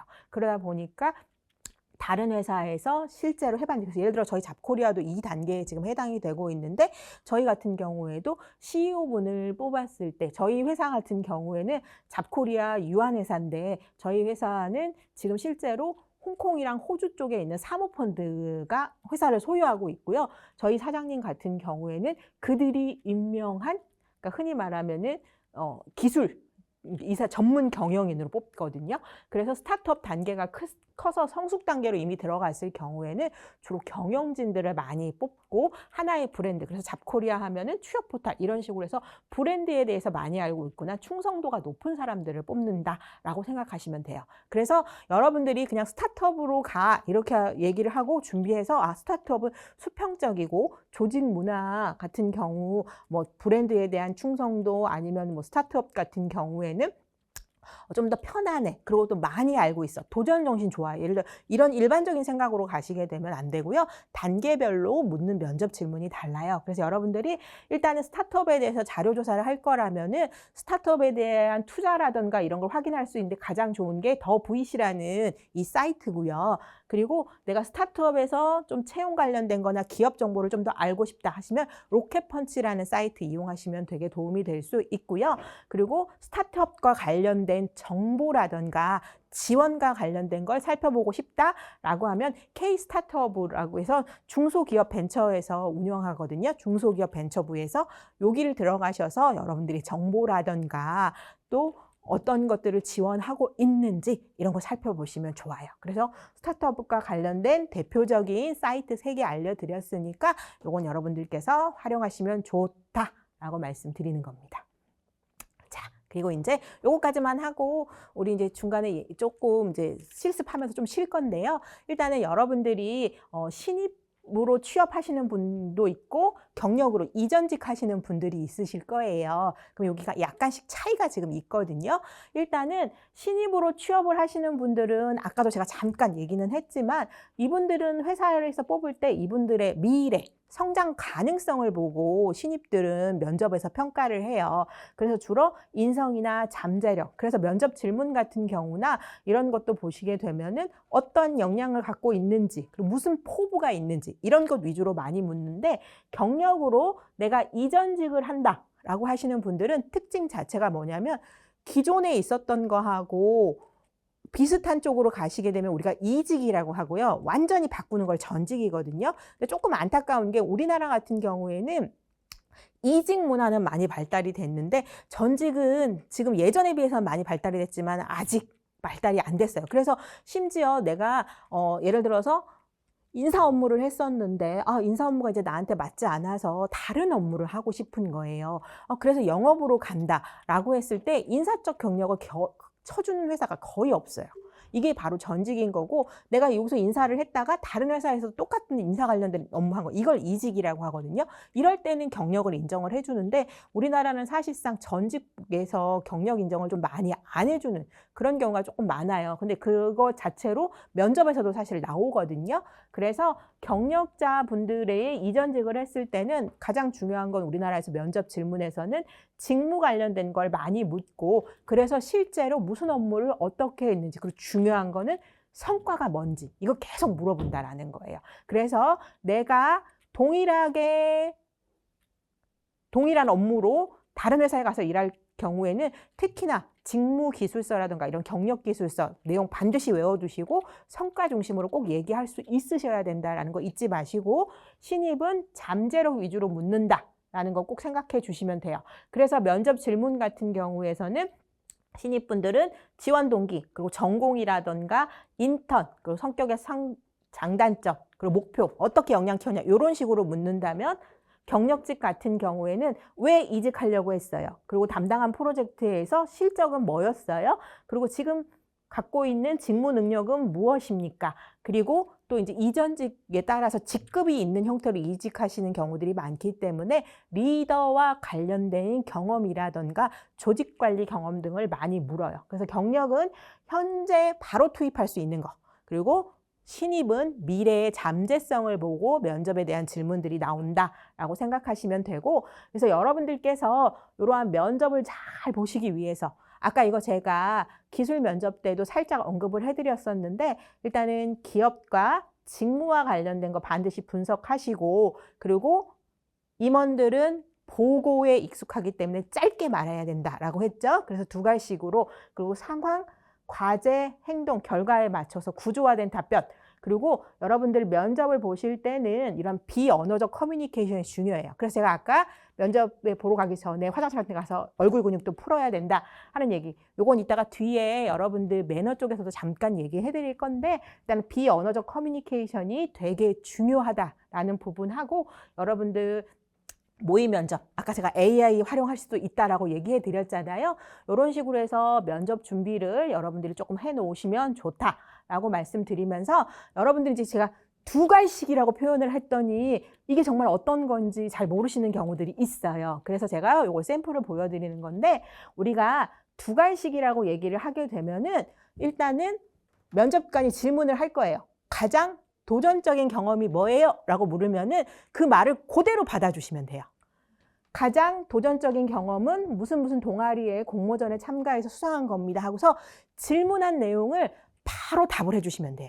그러고 난 다음에 그거에 대한 근거를 이야기해 주시고 그 다음에 앞으로 어떻게 하겠습니다 라고 마무리해 주시면 돼요. 요거를 1분 안에 해주시는 걸 바로 두 갈식이라고 얘기를 한다. 그리고 여러분들 유인물에도 있겠지만 스타 기법 같은 거 한번 이제 샘플로 보여드리는 건데 예를 들어서 자원이 부족한 상황에 성공한 경험. 이거 아까 스타트업 기업에서 많이 묻는다 그랬잖아요. 그럼 일단 자원이 부족하다 했을 때는 시간이라든지 예산이라든지 사람이 부족할 때를 얘기를 해요. 그럼 이 중에 하나를 선택을 하셔가지고 내가 어떤 상황이다. 이건 짧게 얘기하셔야 돼요. 근데 우리나라 사람들이 자꾸 상황을 길게 얘기하시는 경우가 많거든요. 몇 년 내에 어떤 일인지 제가 어떤 팀에서 무슨 일을 해서 자꾸 이렇게 길게 하는데 이건 최대한 짧게. 간단하게 이해만 할 수 있는 거. 그래서 2024년도에 무슨 팀에서 어떠한 일을 수주받았다. 이렇게 짧게만 하시면 되고 이때 돈은 2천만 원 정도로 작은데 청년의 날 취지를 살려야 했다라고 해서 목표를 세우는데 과제보다는 목표의 개념이 좋은데 이게 어떤 차이가 있냐면 누가 나한테 시켰어요. 그럼 과제가 되거든요. 이러게 되면 되게 수동적인 느낌이 강해요. 근데 그게 아니라 능동적으로 예산이 부족했지만 잘 살리려고 내 스스로 생각했다 라고 목표를 세우게 되면 되게 사람이 능동적으로 보여진다는 거예요. 그래서 여러분들께서 그런 목표를 세우실 때는 누가 나한테 시켰다 보다 내 스스로 그렇게 하려고 했어요 라고 하는 게 좀 더 능동적이고, 그 다음에 예산이 작기 때문에 팀원들이랑 브레인스토밍을 해가지고 예산 절감을 위해서 어떤 행동, 예를 들어 동대문에 직접 도매상들과 만났고 이렇게 5번 이렇게 숫자화해서 얘기해 주시는 거 되게 좋거든요. 5차례 회의 진행을 했고 업체 분담으로 인해서 힘들었던 사람들에게 용기를 주기 위해서 어떻게 했다. 그리고 중요한 건 얼마의 예산도 절감까지 했다. 이렇게 숫자화해 주는 거 되게 좋아하신다는 거. 그런 행동을 하고 그다음에 마지막으로 이 기획안 취지를 잘 부각시켜서 이틀 동안 8개 부스에서 500명 이상의 사람들이 왔다. 자꾸 숫자로 얘기해 주시면은 되게 좋아요. 그래서 이런 걸 하고서 입사 후에는 자원 부족의 어려움을 어떻게 해결하겠습니다 라고 말씀하시면 되고, 요거까지 하고 우리 잠깐 지금 25분이니까 한 10분 정도 쉬었다가 35분에 다시 하는 거 괜찮으시겠어요? 네, 그럼 우리 35분에 봬요. 자, 여러분들 지금 제가 보여드릴 거는 여러분들께서 반드시 면접에서 준비하셔야 돼요. 면접 전에. 왜냐하면 이걸 준비해 가지 않고 갔을 때 생기는 문제에 대해서 설명을 드릴 건데, 여러분들 우리가 면접장에 들어가시게 되면 면접관 분들은 여러분들에 대한 면접 평가하는데 몇 분 만에 평가하는 줄 알아요? 그래서 1분이나 3분 안에 평가가 다 끝난대요. 근데 잘 생각해 보세요. 저희가 3분 안에 무슨 행동을 할까? 들어가고 의자에 앉고 그 다음에 많이 하는 게 이제 자기소개거든요. 사실 이 자기소개는 요즘 많이 없어졌어요. 근데 자기소개 같은 경우가 면접을 시작한다는 의미로, 그리고 또 이 자기소개를 하면서 면접관은 자신이 가지고 있는 서류하고 오신 지원자하고 맞는지 확인을 하거든요. 그래서 형식적으로라도 자기소개를 많이 시켜요. 그래서 예전에는 자기소개도 되게 여러 패턴으로 했어요. 뭐 30초 이내로 해라. 원래 1분 자기소개가 기본인데 30초 이내로 하라라던가, 아니면 자기소개를 할 때 반드시 2개의 장점을 넣고 해라. 이런 식으로 막 이렇게 질문을 던지고 그랬거든요. 근데 요즘은 사실상 자기소개보다는 마지막 하고 싶은 말을 좀 더 많이 해요, 비중상. 근데도 자기소개를 준비를 해야 하는 이유는 1분 자기소개를 만약에 준비를 안 해갖고 갔는데 회사에서 자기소개 시키잖아요. 그럼 이제 그때부터 면접이 꼬이기 시작을 하는 거예요. 그래서 1분 자기소개의 의미는 면접의 시작이기 때문에 이때 잘못하면 면접 이후로 계속 영향을 미치기 때문에 안 하는 경우가 요즘은 많지만 그래도 여러분들이 1분 자기소개는 준비를 해야 하는 거고요. 그리고 아까 최근에 면접의 트렌드는 자기소개보다는 마지막 하고 싶은 말을 더 많이 한다고 했거든요. 근데 여러분들 마지막 하고 싶은 말을 많이 하는데 이것도 준비 안 하면 되겠어요? 안 되겠죠. 왜냐하면 다른 사람 다 준비해갖고 올 거니까. 그렇기 때문에 1분 자기소개랑 마지막 하고 싶은 말이 어떻게 되는 건지 제가 설명을 해드릴 거고, 요거 샘플 이제 해놓을 테니까 여러분들 지금 갖고 있는 유인물에 한번 써보세요. 그리고 이제 우리 친구들은 준비하셔갖고 발표 한번 하셔서 아 이런 식으로 발표하는구나, 이야기하는 거구나 라고 설명을 해드릴 건데, 일단은 1분 자기소개는 면접의 시작으로 가장 많이 하는 게 1분인데 여러분들이 본인의 목소리와 톤으로 한 50초 정도로 구성하는 게 좋아요. 왜냐하면 1분 자기소개, 자기소개 하세요 라고 하면 외워갖고 오니까 자기소개 하세요 하고 면접관 말이 끝나자마자 시작하시게 되면은 누가 봐도 외워온 거예요.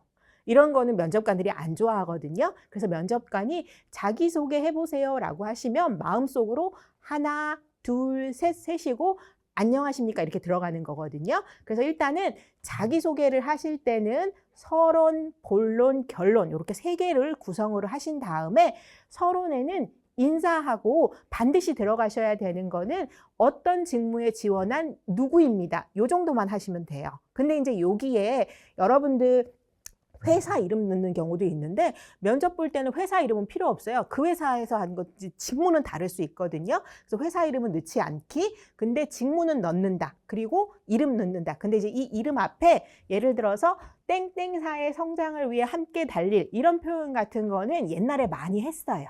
그래서 꼭 넣을 필요는 없고요. 근데 이 회사와 함께 하고 싶고 꼭 말하고 싶은 게 있다라면 하시면 돼요. 근데 꼭 할 필요 전혀 없다. 근데 반드시 인사, 그리고 직무, 이름 정도만 얘기하시면 되고요.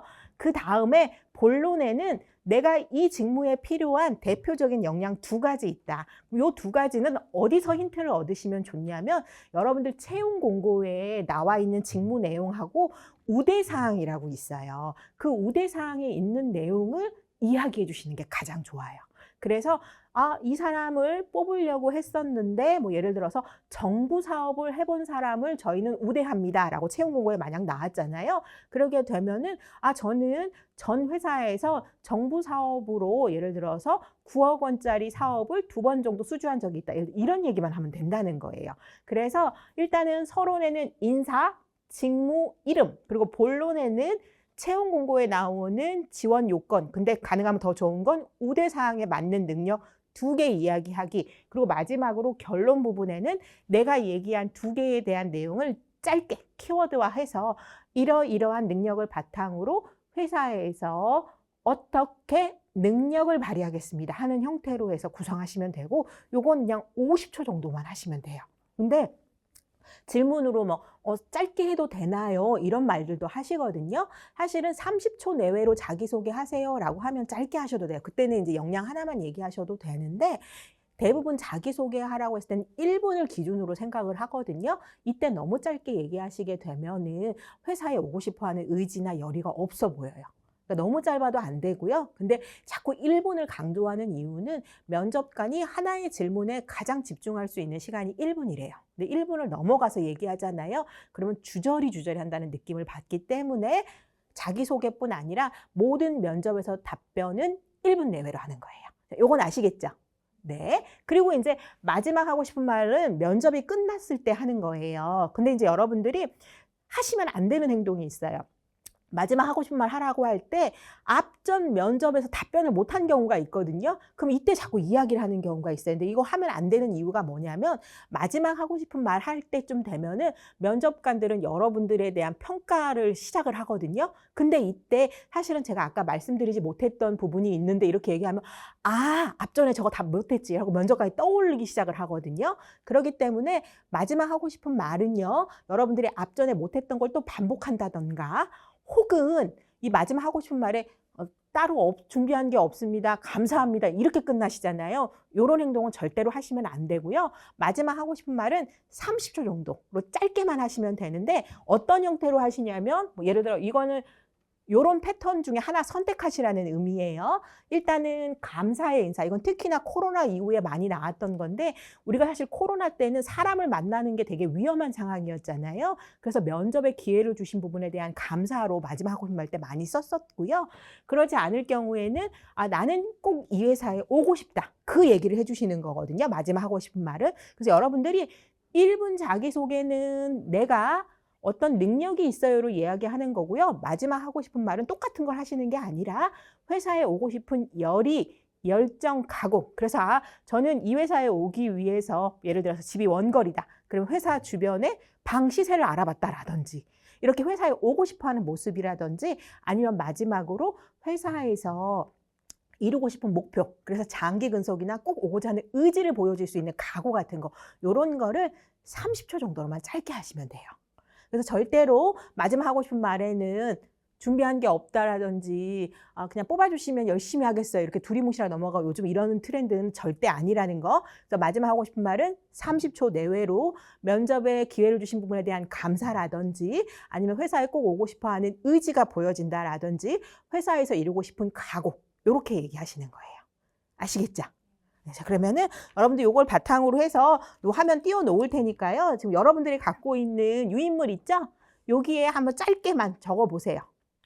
5분 정도 드릴 테니까 지금 44분이거든요. 여러분들 49분까지 한번 작성해 보세요. 그리고 우리 친구들 어떻게 쓰셨는지 간단하게 한번 들어볼게요. 유인물 6번째 장에 있는 거 쓰시는 거예요.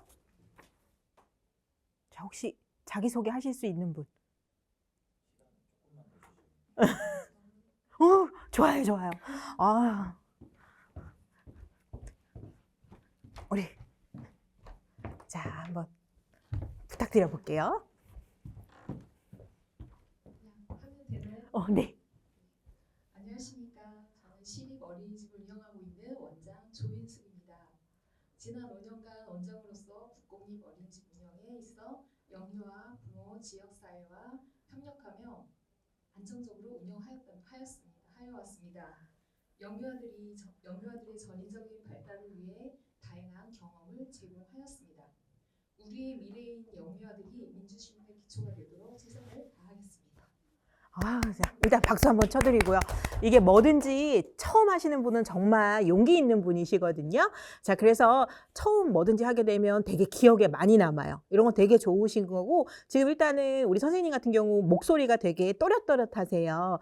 실제로 면접에서 여자분들은 소름에 맞춰서 하라 이런 얘기가 있는데 그 소름 자체가 듣는 사람한테 되게 긍정적인 이미지 그리고 밝은 느낌 때문에 그런 건데 꼭 소름까지 맞출 필요는 없지만 평상시에 말하신 것보다는 좀 더 크게 얘기해 주시는 게 좋고요. 자, 이제 우리 선생님이 얘기해 주시는 것 중에서 일단은 도입 부분, 지금 서론 부분에서는 문제가 없어요. 근데 이제 본론 부분에서 어떤 얘기가 나와야 되냐면은 아까 5년간 운영을 하셨는데 잘 운영했다라든 이런 표현이 들어가 계세요. 자, 이런 것보다는 예를 들어서 내가 영유아와 관련돼서 서울시 기관에서 평가를 받았는데 어떤 평가를 몇 번 받았다. 좋은 평가. 이런 평가가 들어가는 게 더 좋을 수 있고요. 그리고 아까 다양한 이런 추상적인 표현들이 조금 더 많이 들어가 계셨거든요. 그렇기 때문에 5년간 운영을 하셨었는데 예를 들어서 직원이 몇 명이었고 근데 예를 들어 그 직원들을 어떻게 운영을 해서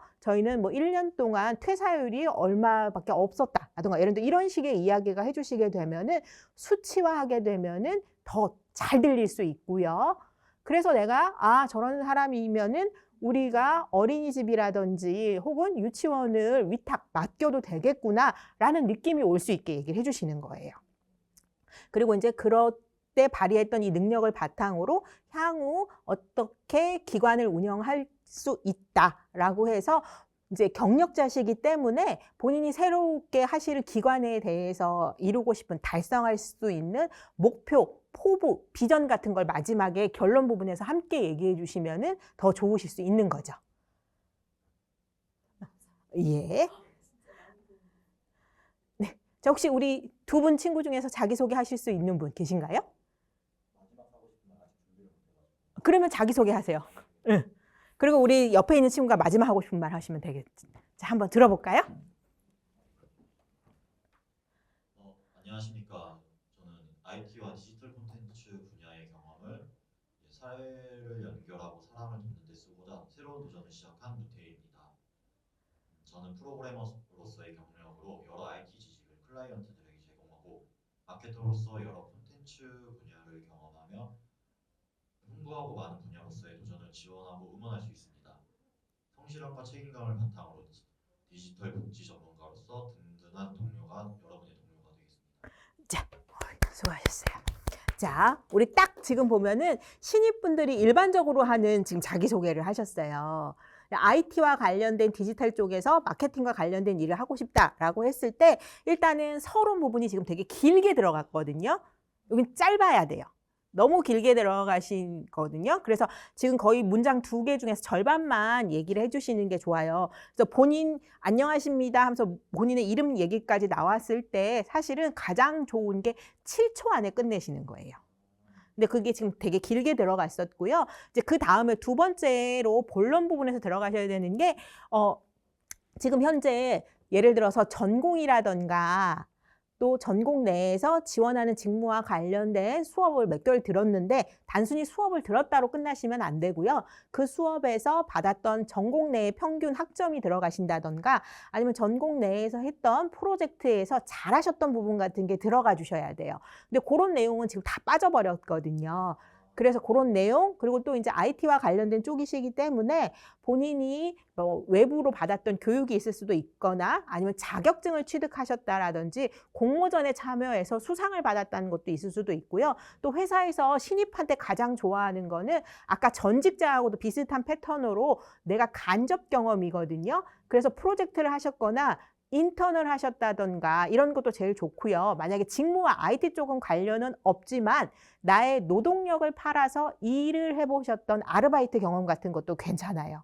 그리고 이런 게 만약에 없다라고 했을 경우에는 아까 회사는 사람이 모이는 곳에서의 모습을 보여줘야 되기 때문에 어떠한 단체 활동에서 내가 성과를 냈던 거 이런 것도 연결하실 수 있거든요. 근데 지금 그런 내용이 다 빠진 거예요. 그래서 1분 자기소개를 하실 때는 여러분들이 지원하시는 직무에 맞춰서 그 직무에서 필요한 지식, 기술, 태도 이거를 KSA라고 얘기하고 요걸 바로 역량이라고 얘기하는데 그 역량 부분이 빠지고 신입이기 때문에 자꾸 추상적인 과거 위주로 들어가는 거예요. 그래서 그렇게 들어가시면 안 되는 거다라는 얘기를 해드리는 겁니다. 이해되셨어요? 네. 자, 그러면은 이제 우리 옆에 앉으신 아니요 이쪽에 일단 1988로 저하고 비슷한 네이비 색깔 오신 분이 혹시 마지막 하고 싶은 말 하실 수 있으시겠어요? 한번 자 해보세요. 네, 일단 수치에서 네, 석사 과정에 지원하게 면접 과정에 지원하게 할 수 있는 기회 주셔서 감사합니다. 저에게는 이 학교에서 4년 동안 다니면서 수치에서 관련된 프로젝트를 진행한 적이 있었고 그럼으로써 이 괜찮아요. 준비한 거를 그냥 편하게 얘기하세요. 병충해가 농작물 수확량에 미친 영향에 대한 것을 크로니커 기법으로 분석한 그의 프로젝트 경험이 있습니다. 이런 경험들은 학교 수학과 랩실에서 제가 연구를 하면서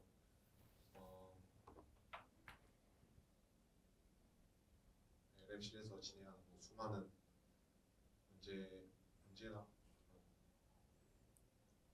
일처리에 있어서 논리적 사고 문제 해결 능력을 가지고 처리할 수 있는 그런 능력을 보일 수 있는 기회라고 생각을 하고 그리고 저에게는 또한 꾸준한 자기주도 학습 태도를 유지하고 있는 그런 경험이 있습니다. 서류에서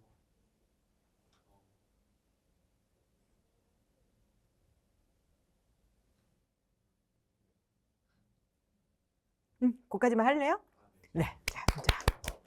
자, 사실은 우리 친구 동국대라서 제가 너무 반가웠어요. 제가 동국대에서 거의 4년 가까이 있었거든요. 그래서 우리 친구가 되게 반가웠었고, 자, 지금 이제 보시게 되면 갑자기 이걸 해라라고 했으니까 되게 당황하잖아요. 이게 바로 여러분들이 면접 때 준비 없이 가면 저렇게 벌어지는 거예요. 자, 그래서 이제 다시 한번 얘기 드리는데 일단은 우리 지금 친구가 얘기한 거는 마지막 하고 싶은 말보다는 자기소개에 좀 더 가까웠어요. 왜냐하면 이게 조심하셔야 되는 게 마지막 하고 싶은 말 때 다시 능력을 얘기하게 되면 면접으로 처음으로 들어가는 것처럼 이제 면접관이 인식을 하거든요. 그래서 마지막 하고 싶은 말에서는 나의 능력보다는 오고 싶은 의지, 열의, 감사 이런 쪽으로 들어가야 되는 거고요. 지금 말씀하셨던 거는 주로 약간 자기소개에 가까웠어요. 그래서 내가 동국대학교에서 현재 석사과정으로 병충해와 관련된 프로젝트를 참여했다. 그러면 예를 들어서 채용하는 공고 쪽에서 병충해와 관련된 거라든지 이런 걸 해본 사람을 우대한다라고 했을 때는 저런 얘기를 하면 되게 좋은 거죠. 그냥 딱 그 단어가 들어와 버리거든요. 그렇기 때문에 일단은 자기소개일 때는 능력. 그래서 뭐 예를 들어 내가 석사 전공 그리고 또 논문이라든지 이런 얘기를 해도 되거나 아니면 전공 내의 학점이라든가 관련된 숫자 그리고 참여했던 프로젝트 이런 걸 얘기하시면 되고 근데 그게 아니라 마지막 하고 싶은 말이다 라고 했었을 때는 뭐 예를 들어서 제가 연구원으로 이 회사에 들어와서 저는 앞으로 어떠한 목적, 비전을 갖고 있습니다. 이런 비전 달성을 위해서 어떠한 연구원이 되겠습니다. 이런 식으로 저에게 기회를 주셨으면 좋겠습니다. 라고 정중하게 이야기하시면 되는 거예요. 짧게. 알겠죠? 그래서 자기소개는 능력, 그리고 마지막 하고 싶은 말은 오고 싶은 의지, 열정을 보여주는 거다라고 생각하시고 앞으로 준비해 주시면 좋을 것 같고요. 자, 이제 필수 질문으로 가장 많이 나오는 게 왜 우리 회사에 지원했느냐 혹은 왜 이 직무에 지원했냐예요. 근데 여러분들 대기업 같은 경우에는 회사에 대한 정보가 우리가 많이 있기 때문에 대기업에서는 사실 찾기가 괜찮거든요. 근데 중소기업부터 아니면 또 스타트업 기업 같은 경우 특히 아까 시드 단계에 있는 스타트업 기업은 인터넷에 검색해도 안 나와요. 이렇게 되면은 기업을 찾는 이유가 되게 어려워질 수밖에 없거든요. 근데 반대로 뽑는 사람은 어려워도 우리 회사에 대해서 많이 알고 오는 사람들을 좋아해요. 그러니까 이러다 보니까 여러분들이 정보를 찾을 때 일단은 기업 지원 동기에서 대기업은 큰 어려움이 없지만 중소라든가 스타트업 같은 경우에 회사에 대한 정보는 최대한 찾아보고 만약에 찾을 수 없다라고 했을 때는 산업이라든가 제품과 관련된 건 내용을 찾아가지고 요 지원 동기를 써주셔야 되는 거고요. 직무에 대한 지원 동기를 쓰시는 부분에서는 여러분들이 만약에 누군가를 뽑아야 돼요. 우리 아까 원장님으로 계셨을 때 저는 어린이가 좋아요 라고 하는 사람이랑 어린이가 좋기 때문에 전공을 했고 경험을 했어요 할 때 정말 누구 뽑겠어요? 그렇죠. 그럴 수밖에 없는 거예요. 왜냐하면 사람을 뽑는 입장에서는 단순히 좋아서라고 해서 오시는 분들은 뽑을 수가 없어요. 그렇기 때문에 여러분들이 직무 지원 동기에는 왜 이 직무냐, 그래서 좋아해서가 아니라 좋아하면서 잘하는 사람을 뽑을 수밖에 없기 때문에 잘한다. 여기 잘한다는 분명히 비교가 있어야 돼요. 그냥 주관적으로 제가 아주 잘해요 라고 하는 게 아니라 비교해서 잘할 수 있는 거. 그러다 보니까 객관적인 게 들어가셔야 되기 때문에 학력, 교육, 자격증, 그리고 만약에 남들은 했는데 안 해본 것 같은 거. 예를 들어서 내가 남들은 이 분야에서 일해본 적이 없는데 나는 일해봤어요. 이러면 되게 좋은 거예요. 그리고 일은 하긴 했는데 직무나 산업이 관련성이 더 높으면 더 좋을 수 있는 거거든요. 그리고 아무것도 안 한 사람보다는 뭐라도 한 사람이 더 좋은 거예요. 그래서 일단은 직무 지원 동기에서는 채용 조건과 일치하는 모습 같은 게 가장 좋은 거고요. 만약에 일치하는 모습이 없다라고 했을 때는 조직이나 단체 생활에서 일치하는 모습 같은 걸 얘기해 주시는 게 가장 좋아요. 그래서 예를 들어서 직무 지원 동기에서 왜 이 직무에 지원했냐? 라고 묻게 되면 제일 먼저 해야 되는 게 내가 이걸 직무 목표를 세운 이유가 뭐냐. 그럼 예를 들어 학생이라던가 이런 분들 같은 경우에는요. 수업이라던가 선배라던가 혹은 교수님 혹은 또 책을 보고 했다. 이런 거 다 괜찮아요. 근데 경력자분이에요.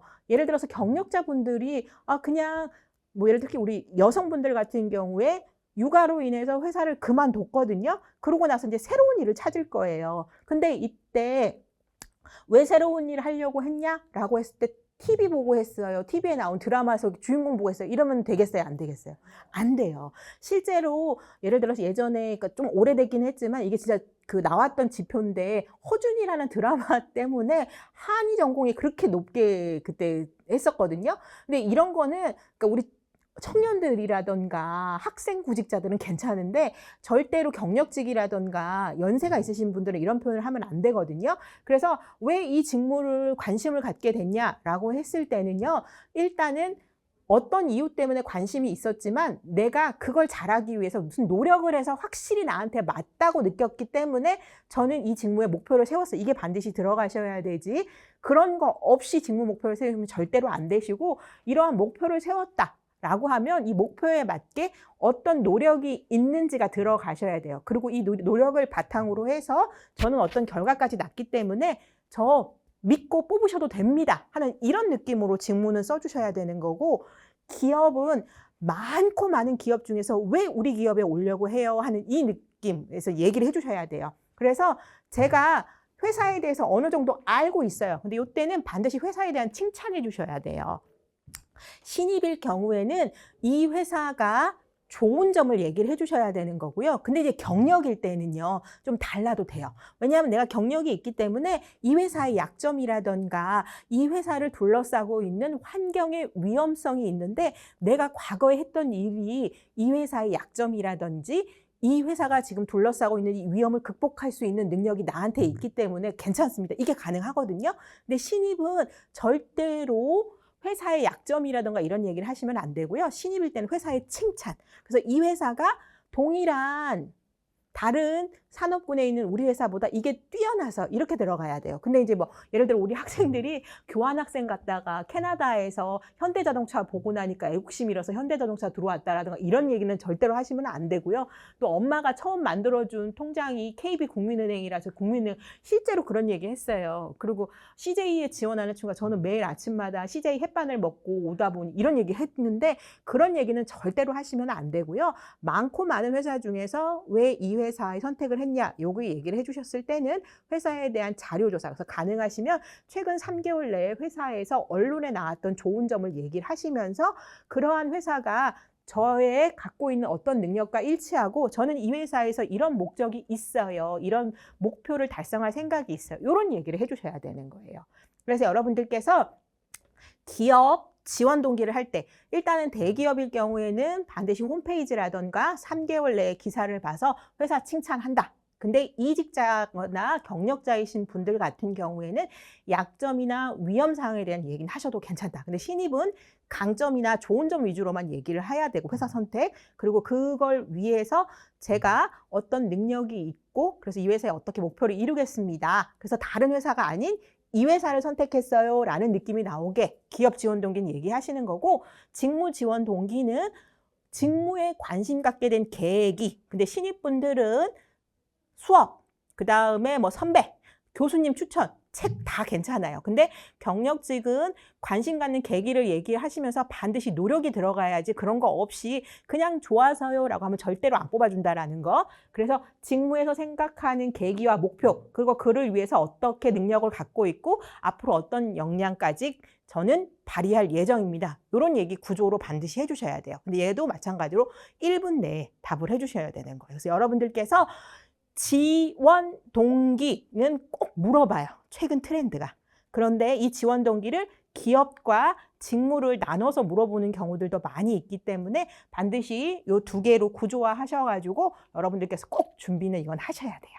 아시겠죠? 자, 그리고 자, 여러분들께서 요거는 아까 하셨기 때문에 그냥 넘어가고, 제가 지금 이제 여러분들한테 면접 매너에 대해서 알려드릴게요. 요거 아까 제가 말씀드렸다시피 면접장에서 정말 주의해야 하는 부분인데 놓치는 경우들이 조금 있어요. 그리고 특히나 이제 연세가 많은 우리 경력직으로 가시는 분들일수록 이게 다 놓쳐지는 경우가 많거든요. 그래서 제가 요걸 한번 준비했는데, 여러분들 지금 유인물의 5페이지예요.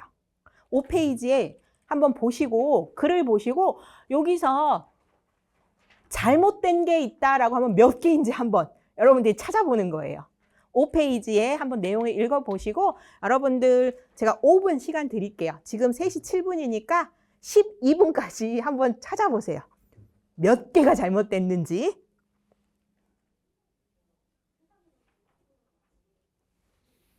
오, 다들 고르셨어요? 몇 개인지? 생각보다 빨리들 보셨네요. 자, 혹시 난 몇 개다? 7개, 9개, 또 7개. 혹시 9개 이상 계신가요? 자, 몇 개? 그래요. 가장 일단 많이 나왔는데 어떤 게 건물구에서 엘리베이터까지 급하게 뛰어가는 점이며 예? 또 엘리베이터가 있어서 잠시만요 애치로 빨리 달려와서 응? 배를 누르고 세워서 같이 타고 올라가는 점 응? 그리고 또 5분 정도 늦은 점 응? 예, 그리고 또 핸드폰으로 친구들에게 나오는 학교과 함께 응원해줘 응. 면접 준비 과정에서 이런 부분하고 또 다리를 꼬고 편하게 앉아 있는 모습 응? 그 껌한 날 씹는 거 또, 또 이제 같이 면접 본 그 사람한테 거기 학교에서 참 좋았을 텐데 안타까워요. 솔직히 한국보다는 대안이 좋겠다는 비교를 하고 응?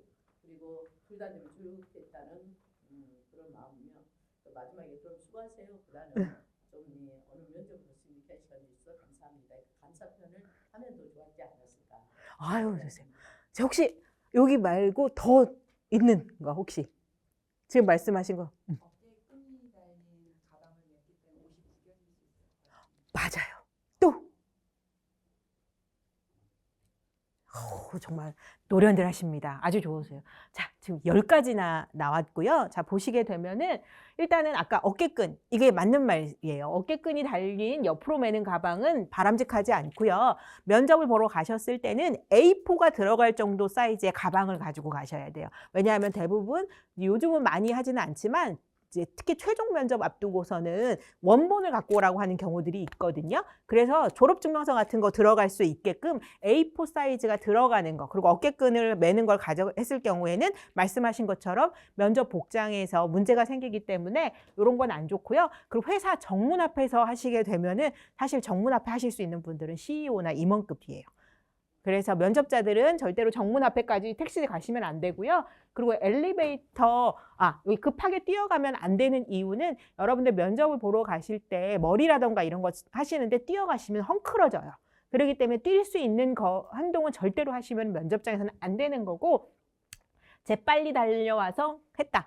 빨리 달려온 건 괜찮긴 한데 이 엘리베이터 안에 중요한 분이 타고 계셨을 때 잡는 거 있죠. 그럼 그런 걸로 인해서 안 좋은 이미지가 들어가기 때문에 면접을 보러 간 회사에서는 이런 행동을 하시면 안 되고요. 그리고 이제 핸드폰으로 친구들에게 하는 거. 면접 대기실에 예절이라는 게 있어요. 그래서 여러분들이 규모가 크든 작든 바로 면접장으로 들어가지는 않고요. 대기실에 앉아 있는데 그때부터 평가는 사실 시작되고 어떤 분들은 회사 입구에서부터 시작된다 이런 표현도 있거든요. 그렇기 때문에 대기실에서는 여러분들이 면접의 질문에 대한 거 확인하거나 이런 게 좋아요. 근데 이제 휴대폰을 자꾸 보거나 사실 저도 휴대폰에다가 자료 같은 거 해놓고 보기는 하는데 이게 잘못 보게 되면은 이제 리크루터라던가 면접관의 입장에 봤을 때는 휴대폰 하고 있네? 회사에 대해서 별로 저게 없네? 이런 식으로 받아들이기 때문에 대기실에서는 휴대폰은 가급적 사용 안 하시는 게 좋아요. 그리고 껌 하나 씹는다. 이것도 안 되고, 그리고 이제 거울 보는 거 있잖아요. 아이오 연습하라고 그랬더니 이제 거울 보고 이런 대기실에서 하시는데 이런 거 하시면 안 되고, 실제로 서양 같은 경우에는 여자분들이 이렇게 화장 같은 거 하시는 거 있잖아요. 이것도 예의에 어긋나는 거거든요. 그래서 거울을 보고 이렇게 뭐 화장을 고친다던가 이런 거는 화장실에서 하셔야 돼요. 그래서 이런 행동은 대기실에서 하시는 게 아니고요. 그리고 이제 누구 만났어요. 옆에 지원자한테 반갑다고 막 큰 소리로 떠들거나 하시는 행동 같은 거. 그리고 특히나 아까 말씀하신 것처럼 비교하시는 이런 행동 같은 거는 절대로 하시면 안 되는 거고요. 자, 그리고 우리가 가장 많이 하는 것 중에 수고하세요 이러고 가거든요. 이게 인사라고 생각하는데 이 수고하세요는 윗사람이 아랫사람한테 하는 거예요. 그래서 아까 말씀하신 것처럼 우리 선생님께서 말씀하신 것처럼 감사합니다. 그리고 오늘 좋은 기회 주셔서 감사합니다. 이런 식으로 하고 가셔야지 수고하세요 이런 표현은 하시면 안 되는 거예요. 그래서 매너라는 거는 우리가 일상생활에서 지켜줘야 하는 건데 의외로 놓치는 경우들이 좀 많이 있어요. 그래서 대기실에서부터 평가를 받고 있기 때문에 대기실에서 하시는 거. 근데 이제 다리 꼬는 문제 있잖아요. 이것도 사실은 바람직하지는 않는데 요즘은 크게 문제까지는 안 해요. 근데 사실은 다리를 꼼으로 인해서 옷도 틀어질 수도 있고요. 보기에도 안 좋을 수도 있어요. 그리고 실제로 CJ 같은 경우에 여성 지원자들이 치마를 입고 오는데 요즘 그 치마가 좀 짧거든요. 그러니까 앉다 보니까 허벅지 중간까지 오는 경우가 많아갖고 CJ에서는 그거 면접 볼 때 좀 불편하다고 면접관들이 얘기를 해서 담요를 주는 경우도 있어요. 그래서 꼬는 거는 사실은 꼭 하지 말라는 건 아니지만 바람직하지는 않는 행동이에요. 그래서 대기실에서부터 여러분들 평가를 받고 있기 때문에 이렇게 휴대폰 같은 거 보면 절대로 안 되는 거, 그리고 큰 소리로 떠들어서도 안 되고 껌 씹거나 혹은 거울을 본다라던가 이런 행동은 안 하시는 게 좋고요. 자, 여기 면접장에 들어와서 하시는 걸 이제 알려드릴 건데, 아까 그 퀴즈에는 면접장 안에 대한 내용은 없어요. 그래서 제가 설명을 드릴 건데, 일단은 이렇게 다대다로 들어가시게 되면 제일 첫 번째 분이 면접장에 들어가실 때 노크를 하셔야 돼요. 노크는 3번 정도 똑똑똑 하시고 안에서 들어오세요 하시면 들어가시는 거예요. 자, 그리고 마지막 분은 반드시 문을 닫아주셔야 되는 거고요. 그리고 앉으실 때는 의자에 요 맨 끝에 이렇게 앉으는데 가자마자 그냥 앉으시는 분들이 있거든요. 그러시면 안 되고요. 면접관이 앉으세요 했을 때 앉으시는 거예요. 의자 앞에 서서 계셔야 돼요. 그리고 앉으실 때는 짧게 작은 목소리로 감사합니다 하고 앉으시는 거고요. 면접에서는 자리에 앉으셨을 때는 여러분들께서 웬만하면 움직이지 마셔야 돼요. 그래서 면접장에서 여자분들 같은 경우 머리 같은 거 자꾸 묶게끔 하는 의미 있잖아요. 왜냐하면 제가 여러분들 지금 강의하고 있는데 계속 머리 자꾸 이렇게 해요. 넘겨요. 자, 그럼 여러분들 제 목소리에 집중하세요? 행동에 집중하시는 것 같아요? 그래서 못하게 하고, 그래서 그걸 받기 위해서 여자분들 머리를 묶게끔 하는 거거든요. 그래서 면접장에서는 불필요한 군더더기 있는 행동은 절대로 하시면 안 되는데, 이게 사실은 중요한 이유는 커뮤니케이션 이론 중에서 메라비언의 법칙이 있어요. 우리가 사실은 면접에서 말하는 내용이 되게 중요해서 지원 동기들 1분 자기소개다 이걸 해드리긴 했지만, 면접이라는 짧은 한정된 시간 안에서 이 사람을 평가해야 되거든요. 특히 면접은 어떤 의미가 있냐면 이미 서류에서 여러분들의 어느 정도 능력을 다 검증했어요. 그래서 면접은 합격을 위해서 여러분들을 모시는 게 아니라 떨어뜨리기 위해서 오는 거거든요. 그러다 보니까 면접에서 내용도 중요하지만 사실 더 중요한 게 면접에서는 말의 내용보다는 목소리 톤 그리고 얼굴 표정. 그래서 여러분들한테 면접 매너를 알려드리는 거예요. 그래서 일단 서류가 합격했다는 전제 하에 내가 면접의 필수 질문을 다 준비한 상태, 그 다음에 내가 신경 써야 하는 거는 면접의 복장이라던가 매너다라는 걸 여러분들이 꼭 알아주셨으면 좋겠다라는 의미로 말씀을 드리면서, 여성분들 같은 경우부터 먼저 설명을 드리는데, 가능하시면 면접 복장은 깔끔한 색으로 입고 오시는 게 좋고요. 그리고 면접에서 장신구는 3개가 넘으면 안 돼요. 그래서 면접에서 가장 선호하는 장신구 같은 경우에는 가방, A4가 하나 들어갈 정도 사이즈의 가방하고 시계, 그리고 여성분들 같은 경우에는 귀걸이는 짧은 걸 하시는 게 좋아요. 그리고 이제 목걸이를 하시게 됐을 경우에는 목이 분할되어 보여서 안 좋거든요. 그래서 원래 목이 길면 되게 우아해 보인대요. 그래서 소녀시대 유나의 이미지가 그렇게 나오는 이유가 목이 길어서 그런데, 목걸이를 하시게 되면 목이 짧아지는 효과가 있기 때문에 안 좋고, 그래서 면접에서는 여러분들 가능하면은 3개, 장신구는 3개 정도까지만 한다. 그리고 구두는 걸었을 때 불편하시지 않는 정도여야 돼요. 키가 작기 때문에 저도 예전에 20대 때 면접 볼 때 되게 높은 굽 신었는데, 오히려 높은 굽보다는 5cm 정도 내외의 굽으로 하시는 게 좋고, 꼭 치마 정장일 필요는 요즘은 절대로 없거든요. 여자분들은 요즘 원피스까지도 괜찮아요. 대신 깔끔하게 하셔야 돼요. 회사에서는 일을 하는 공간이시기 때문에 여성스러움을 강조하는 건 별로 안 좋거든요.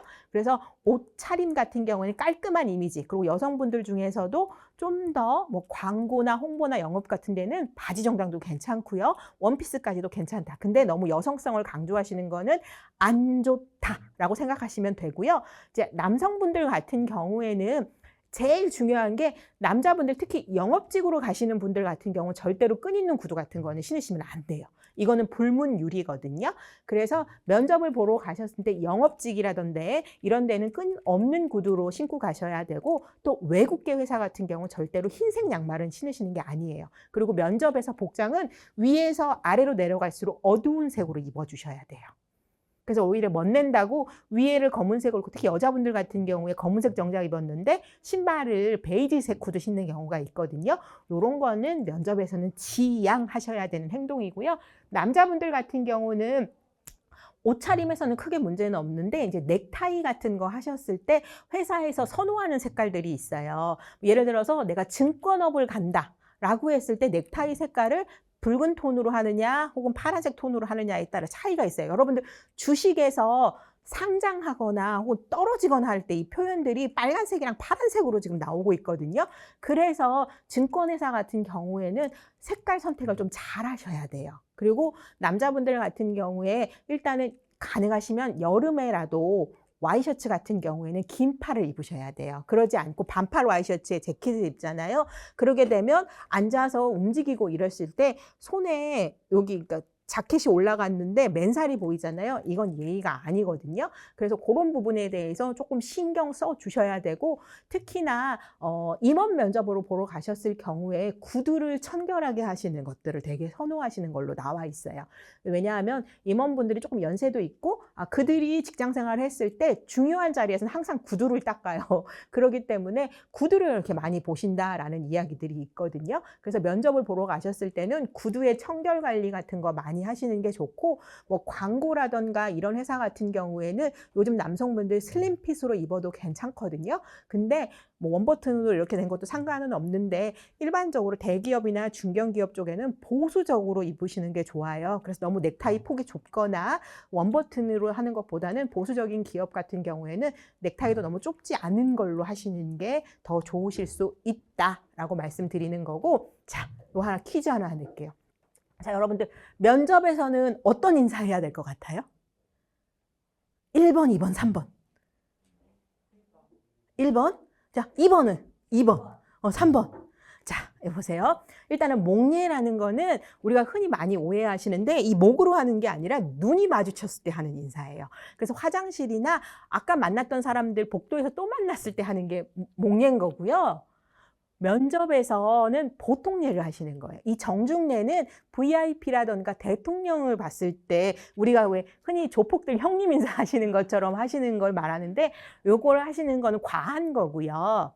면접에서는 보통례라고 해서 허리를 기준으로 약 30도 정도. 근데 이제 여러 사람이 같이 들어왔는데 어떤 사람이 이렇게 정중례를 하고 있어요. 그럼 나만 혼자 하면 안 되고 보통례를 하면 안 되고 맞추실 필요는 있는데 과하게 하실 필요는 전혀 없다는 거. 그리고 의자에 앉으셨을 때 남자분들 같은 경우에는 정면을 보고 앉으시는데 요 손은 주먹을 살짝 이렇게 계란 하나 들어간 것처럼 이렇게 하면서 허벅지 사이에다가 올려놓으시는 거고요. 다리는 본인의 어깨 넓이만큼. 그리고 앉아 계실 때 등받이에 너무 등을 바짝 붙이시면 안 되세요. 왜냐하면 그렇게 되면 되게 거만해 보이거든요. 그렇죠. 그렇게 뒤로 넘어가시면 그렇게 보여요. 그래서 남자분이든 여자분이든 등받이에 등을 기대시는 게 아니고요. 여러분들 등하고 의자 등받이 사이에 주먹이 하나 들어갈 정도로는 남겨놓으시면 되고요. 여성분들 같은 경우에는 손을 모아서 오른손이 올라가 있게, 그리고 치마 끝을 눌러주시는 게 가장 좋아요. 바지 입으셨을 때도 똑같이 저렇게 손을 올려갖고 하시면 되고요. 대신 다리는 남자분들은 어깨 넓이만큼 이제 다리를 벌리시면 되지만 여자분들은 다리를 11자로 모아주시는 거예요. 근데 혹시 내가 다리가 좀 길고 의자가 좀 낮다 했을 경우에는 11자가 아니라 약간 사선도 괜찮아요. 근데 중요한 건 이렇게 앉으시고 난 다음에는 몸을 움직이시면 안 돼요. 그러지 않고 몸을 계속 이렇게 움직이시게 되면 아까 제가 얘기한 것처럼 강의할 때 막 이렇게 머리 넘기면은 신경 쓰이는 것처럼 면접관 입장에서 되게 부산스러운 사람으로 인지할 가능성이 크다라고 하니까 면접에서는 처음에 자리 잘 앉고 그 다음에는 가능하면은 많이 움직이시지 않으시는 게 좋다. 아시겠죠? 자, 그러면은 지금까지 이제 제가 안내드렸던 내용하고 여러분들이 이제 궁금하신 거 있으시면 말씀해 주세요.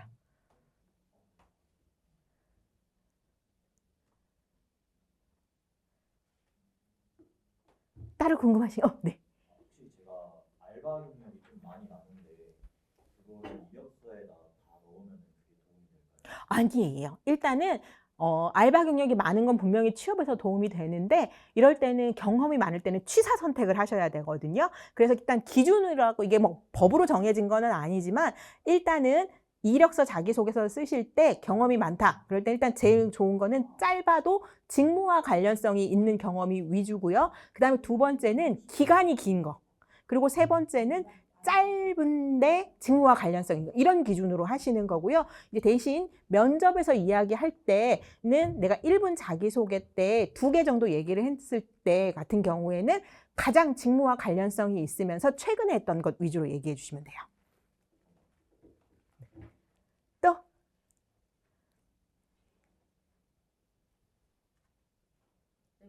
저 자기소개는 총 3분 이내로 짧게 1분. 1분 내로. 응. 그래요.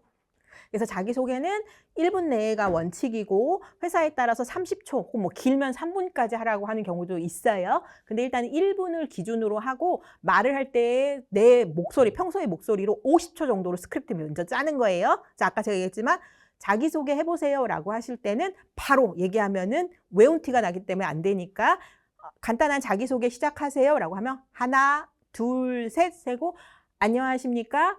어느 직무에 지원한 주서현입니다. 요거 단어까지가 가능하면 7초 안에 끝날 수 있게끔 얘기해 주시는 게 스피드는 가장 적합해요.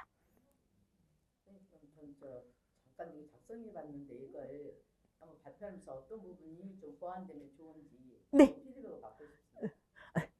말씀 한번 해보세요. 우리 아까 그런 기회 있었을 때 우리 모자 쓰신 선생님도 해주셨잖아요. 한번 얘기해 보세요. 네, 안녕하십니까. 현재 사당종합사회복지관에서 노인 일자리 및 사회활동 지원 사업을 맡고 있는 조경연입니다. 140명 노인 일자리 세계 사업을 진행하면서 지역사회에 거주하고 계시는 어르신들의 자발적인 참여로 현재보다 더 나은 일자리 환경을 조성하고 건강하고 분위기 좋은 일터를 조성해 가는데 주력하고 있습니다. 사회복지와 노인복지를 전공하여 현장에서 활용하고 적용함으로써 저희 잠재력을 발휘할 수 있어서 보람을 느끼고 있습니다. 교육 프로그램을 개발하고 연구하고 계획하고 또 진행함으로써 가장 큰 보람을 느끼고 있으며 어르신들께서 좀 더 건강하고 행복한 삶으로 인적 네트워크를 형성하고 지역사회 소속감을 가지고 노인의 4대 악인 빈곤, 질병, 고독, 애로움 예방에 주력하고 있으며 최근 10월 1일 노인의 날에 어르신 일자리 사업의 경안 공로로 공로상을 수상함으로써 어르신들이 위하여 좀 더 나은 일자리 사업으로 진행될 수 있도록 주력하겠습니다. 오늘 면접을 볼 수 있는 기회를 주셔서 감사합니다. 아, 네, 수고하셨어요. 자, 우리 선생님이 지금 얘기했을 때 일단은 아까 제가 말 안 한 것 중에 한 부분을 지금 선생님이 하셔서 제가 잠깐 얘기해 드릴 건데 우리 선생님이 이제 서서 얘기를 해주시면서 말씀하시면서 이제 행동을 같이 하셨거든요. 그러니까 어떤 거냐면 안녕하십니까 이렇게 했어요. 자, 이렇게 하시게 되면 어떤 문제가 있냐면 행동이랑 말이랑 동시에 같이 하시면 안 되고요. 실제로 면접에서 인사 같은 거 하게 되면은 일단은 여러분들 앉기 전에 인사한다고 아까 제가 얘기했잖아요. 그리고 앉을 때 감사합니다 하고 하는데 자기소개하세요 하면 또 이제 안녕하십니까 하고 시작해요. 근데 이럴 때 따로 인사를 해야 할지 말아야 할지 되게 많이 고민들 하시는데 일단은 앉아서 다시 1분 자기소개를 하실 때 안녕하십니까 하시고 고개 하셔도 돼요. 근데 가장 나쁜 거는 두 개를 동시에 하는 거예요. 그러니까 안녕하십니까 이렇게 하시면 안 되고요. 일단은 행동이랑 말은 틀려야 돼요. 근데 이제 면접에서 시선을 집중시켜야 되기 때문에 먼저 안녕하십니까 하고 난 다음에 고개를 숙이고 숙일 때보다는 올라올 때는 조금 더 천천히 올라오셔야 돼요. 그러면서 안녕하십니까 하고 노인 일자리 사업에 지원한 누구누구입니다 라고 이렇게 짧게 먼저 얘기를 해주시고 우리 선생님이 지금 딱 얘기하신 것 중에 하나 되게 이제 이런 얘기 하면 좋겠다 하는 포인트가 뭐냐면 지금 10월 1일 노인의 날에 공로상을 받았다는 얘기를 해주셨어요. 이런 얘기 같은 경우 공로상 모든 사람이 다 받는 게 아니거든요. 그러면은 이런 거는 먼저 이야기를 해주시면 좋아요. 그래서 직무하고 성함 딱 얘기하신 다음에 이번에 어떠어떠한 이유로 공로상을 받은 적이 있다. 저는 이러한 공로상을 받기 위해서 무슨 행동을 했었고 그리고 앞으로도 우리 노인분들의 삶을 위해서 어떠한 노력을 기울일 것입니다 라고 얘기하시고 또 이제 아까 뭐뭐뭐를 전공 사회복지학이랑 이런 얘기 하셨거든요. 이런 전공도 되게 좋아요. 지식을 강조했는데 근데 이제 중요한 거는 이 참여하시는 분들의 대상 자체가 이런 전공자분만 모집하는 그런 포지션이다 하시면 이건 큰 의미는 없거든요. 근데 이제 일반인들 사이에서 전공을 얘기했을 땐 되게 좋아요. 근데 이제 만약에 모든 분이 다 그런 사회복지 쪽 전공자만 모이는 곳이다 라고 했을 때는 뭐 석사라든지 아니면 세부 전공이라든지 혹은 논문 주제라든지 그런 걸 해서 내가 얼마만큼 지식이 더 있다 이런 얘기를 해주시는 게 더 좋거든요. 그래서 공로상을 받은 거 그리고 전공 지식과 전공 지식에서 얻었던 능력은 무엇이다 하고 그 다음에 이걸 바탕으로 간단하게 키워드로 한 번만 더 얘기를 해주시고 앞으로 노력하겠다 이렇게 들어가면 돼요. 근데 이제 여기에 아까 노인들이 하는 4대 빈곤, 4대 그거 얘기하셨잖아요. 이런 거는 만약에 얘기를 하셨을 때 제가 이런 노인들에게 발생할 수 있는 4가지 이런 어려움을 해결하기 위해서 저는 무슨 능력을 갖고 있고 앞으로 복지관에 와서 어떻게 하겠습니다 하면 괜찮은데 그게 아니라 저는 그냥 이런 지식이 있어요 라고 그냥 말만 하시게 되면 그건 의미는 없어요. 그러니까 우리 선생님께서 딱 노인의 일자리와 관련된 일을 하고 싶다. 그러면 노인의 일자리와 관련돼서 총 경력은 얼마이고 이런 경력에서 저는 공로상도 받았고 또한 지식적인 부분은 어떤 식으로 가지고 있습니다. 그래서 제가 갖고 있는 경력, 지식을 바탕으로 노인 일자리 활성화를 위해서 앞으로 복지관에서 어떻게 근무하겠습니다. 감사합니다. 이렇게 하시는 거고 그리고 면접의 기회 이런 표현 같은 거는 나중에 마지막 하고 싶은 말 때 그때 해주시면 돼요. 되셨나요? 네. 보통 이제 압박 질문을 요즘 안 한다고 네. 하셨는데 그럼에도 불구하고 이제 압박 질문을 받았고 근데 그때 이제 본인이 이제 약간 대응을 할 수 없는 멘붕에 빠졌다. 네. 그러면은 이분은 어떤 기질을 발휘할 수 있을까요? 네. 일단은 여러분들 면접을 볼 때 우리가 30초 이상 말을 안 하게 되면 방송에서 아나운서가 사고 칠 거랑 똑같거든요. 그래서 만약에 정말 머리가 새하얘가지고 답이 생각이 안 날 경우가 있어요. 일단 한 번 정도는 면접관님한테 면접관님 제가 좀 긴장을 많이 해서 그러는데 잠깐 정리할 시간을 주시면 답변 드리겠습니다 하고 한 번 정도는 이렇게 해서 할 수 있거든요. 근데 이런 거하고 달리 지금 압박 면접을 했어요. 그러면서 뭐 예를 들어서 우리 이제 저 같은 경우에는 취업 플랫폼에 있기 때문에 ATS 시스템이 뭔지 알아요. 근데 여러분은 오늘 중에 처음 들어보셨던 분들 있을 수 있어요. 그러면 ATS 시스템에 이거 약자가 뭐냐, 그러니까 전체 이름 얘기해봐라 이렇게 들어갈 수 있거든요. 사실 이거는 비전공이나 비전문가한테 얘기했을 때는 일부러 스트레스 지금 주려고 묻는 거예요. 그럼 모르는 게 당연한 건데 면접에서 모른다고 하면 떨어질 것 같다라는 우리가 불안감이 생겨가지고 비슷한 단어 막 얘기하기도 하고 막 그래요. 근데 이건 사실 바람직하지는 않고요. 아까 지금 말씀하신 질문의 취지에 맞춰서 얘기 드리면은 스트레스 상황일 때 그럼 일단 면접관님 근데 면접관님이 물었기 때문에 답을 못하는 건 잘못한 거거든요. 그래서 일단 이럴 때는 면접관님 죄송합니다. 제가 말씀하신 ATS의 전체 이름은 정확하게 알 수 없습니다. 근데 뭐 진짜 근데 들어본 적은 있고 이걸 것 같아. 그러면은 제 생각이라는 표현을 꼭 해야 돼요. 제 생각일 때 A는 뭐를 얘기하는 것 같고 T는 뭘 얘기를 한 것 같습니다. 이렇게 해도 되고요. 근데 정말 한 번도 들어본 적이 없는 얘기 같잖아요. 그럴 경우에는 면접관님 죄송한데 제가 그 부분에 대해서 잘 모르지만 입사 후에는 제대로 알아서 면접관님께 꼭 말씀드리도록 하겠습니다. 이렇게 하고 넘어가셔야 돼요. 그리고 이제 그게 아니라 예를 들어 진짜 우리 회사 이런 제품 최근 나왔는데 먹어본 적 있어요? 하는데 정말 들어보지도 못한 게 있거든요. 그래서 못 먹어봤다라고 했더니 그럼 우리 회사에 관심이 없네? 이제 이런 식으로 또 이제 들어가기도 하시거든요. 일부러 그러시는 거예요. 그러면은 그때도 일단은 면접관이 바나나를 보고 사과라고 해도 그냥 우린 사과여야 되거든요. 그러면은 안 먹어봤으니까 당신은 나쁜 사람 이런 식으로 몰아붙이면 그냥 그때도 죄송합니다라고 해야 돼요. 제일 나쁜 게 면접관이랑 싸운다던가 얼굴색이 붉혀진다던가 시선을 아래로 내려 깔면 안 되거든요. 그때일수록 그냥 죄송하다고 하고 다음에 제가 꼭 그 제품 사 먹고 저는 더불어서 얘기를 해줘야 돼요. 이 제품과 유사한 다른 제품까지도 사 먹고 다음에 뵀을 때는 제품 차이에 대해서까지도 말씀드릴 수 있도록 노력하겠습니다. 이렇게 들어가 주셔야 돼요. 근데 아까도 얘기했지만 애초부터 떨어뜨릴 생각이면은 면접에 안 불렀고 그런 질문을 안 해요. 그래서 면접관이 3명 이상이 되게 되면은 반드시 스트레스 질문하시는 분을 한 분을 그날의 역할을 부여하시거든요. 그래서 자꾸 그런 식으로 꼬리 질문한다던가 압박성 질문하세요. 그럼 이때일수록 웃으시면서 근데 이제 너무 활짝 웃으면 안 돼요. 그럼 기분 나빠할 수 있거든요. 그냥 잔잔한 미소 지으면서 그리고 면접관이 잘못했다 그러면 잘못했다고 생각하고 말하면 돼요. 아시겠죠? 자, 혹시 또? 이제 없으신가요? 네. 혹시 자격증 같은 경우 표기를 할 때 업무와 직무와 관련이 없는 자격증을 꼭 이제 또 이제 같이 자격사항에 올려두는 게 좋을까요? 아니면 지금 이제 이력사항 관련돼서 질문하시는 것 같은데, 일단은 이력서 쓰실 때 빈 공간이 있으면 그 자체로 잘못된 거예요. 최대한 써야 되는데 많아요. 내가 자격증이. 그럴 경우에는 우리나라 같은 경우에는 국가기술 자격증 위주로 쓰는 거고요. 근데 국가기술 자격증이 허용되지 않는 범위 내에서 민간 자격증, 예를 들어 심리상담사 같은 경우가 그런 케이스거든요.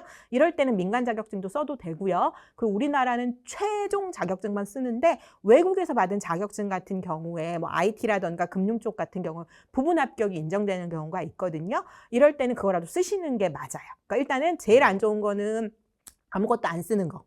근데 일단 써야 된다 하면은 국가 자격증이 우선, 그 다음에는 민간 자격증, 그리고 그 다음에 외국 자격증 같은 경우 부분도 써도 된다라고 얘기를 드리고요. 그리고 이제 많이 묻는 것 중에 자격증은 아무것도 없는데 운전면허라던가 혹은 뭐 예를 들어 온 국민 20대가 다 갖고 있는 예를 들어서 이제 컴퓨터 관련된 거, 커말이라던가 워드 자격증이 있다. 그럼 그거 써야 돼요, 말아야 돼요? 이런 질문이 있는데 일단은 자격증이 없으면 쓰셔야 돼요. 답이 됐나요? 네, 감사합니다. 네. 자, 혹시 또? 자, 그러면은 여러분들 오늘 긴 시간 동안 고생 많이 네. 어떤 남성 위주의 어떤 조직 문화? 여성이 들어와서 당신이 여자를 할 수 있겠어라는 그런 걸 질문을 할 수 있다 하면 또 이런 경우는 굉장히 특이하지만 그러면 어떤 답변을 하면 좀 현명하게 넘어갈 수 있을까요? 그런 거 많이 물어요. 그래서 실제로 뭐 공장 같은 데에서 여자분들 배치되게 됐을 때 어떻게 하냐. 그리고 우리는 주로 담배 피면서 업무 논의하는데 어떻게 하냐 이런 거 많이 묻거든요. 이럴 때에는 여자분들 혹은 또 이제 만약에 여성이 많은 조직에 남성이 들어왔을 때도 비슷한 질문 나와요. 이럴 때는 그러한 비슷한 환경에서 있었던 걸 얘기해 주셔야 돼요. 그래서 만약에 아까 지금 이제 남자가 많은 조직에 들어가는 여자분에 대한 이야기를 했다. 그럴 경우에는 뭐 예를 들어서 저는 전에 축구 관련된 쪽에 동호회에서 매니저 역할을 했는데 저희 축구 선수들 다 남자였다. 저만 매니저였었는데 이때 저는 성별을 불구하고 축구라는 걸 좋아하는 목적으로 어떤 행동을 해서 나중에는 성별하고는 상관없이 이제 조직 활동을 했었다. 그리고 제가 생각하기에 회사에서는 성별보다는 능력으로 평가받는 곳이라고 생각해서 저는 적응하는데 전혀 문제가 없을 것 같습니다. 라고 이렇게 얘기를 해줘야 돼요. 그래서 남자가 많은 조직에서 있었던 경험을 바탕으로 성과를 얘기를 하고 그런 걸 바탕으로 이번 조직에서도 잘할 수 있다라고 설득해 주시는 논조로 얘기해 주시면 되는 거예요. 우리 남성분들도 마찬가지예요. 여자 많은 회사에서도 그렇게 했다라고 얘기하시면 돼요. 자, 혹시 이것도 아까 제가 답을 자료 때 얘기 안 해주는데 만약에 제가 이제 이렇게 면접자가 저고요. 여러분들이 면접관이에요. 그러면 질문을 만약에 우리 가운데 선생님께서 해주셨잖아요. 그러면 면접에 답변을 할 때 하고 끝날 때는 반드시 이분을 보셔야 돼요. 근데 다른 분들도 동일하게 절 평가할 거거든요. 그래서 이렇게 면접 볼 때 약간 쉬는 포인트 있죠. 이럴 때 이렇게 오른쪽으로 시선을 옮기셔야 돼요. 근데 이걸 너무 확확 옮기시면 티가 많이 나거든요. 그래서 그러시면 안 되고 시선은 이렇게 오른쪽으로 갔다가 이렇게 돌아오시는 방향으로 하시는 거예요. 근데 반드시 시작과 끝은 질문하시는 분을 보시는 거예요. 그리고 이제 아이 컨택이 되게 중요한데 눈을 잘 못 마주치는 분이 계세요. 그럼 이 정도 거리에서는 제가 지금 눈을 보는 게 아니라 여기를 봐도 눈을 보는 것처럼 보이거든요. 그래서 눈을 잘 못 마주치는 분들 같은 경우에는 이 정도 거리에서는 인중을 보는 걸로 생각하시고 면접에 응해 주시면 돼요. 아시겠죠? 자, 혹시 또 더 궁금한 거 있으신가요?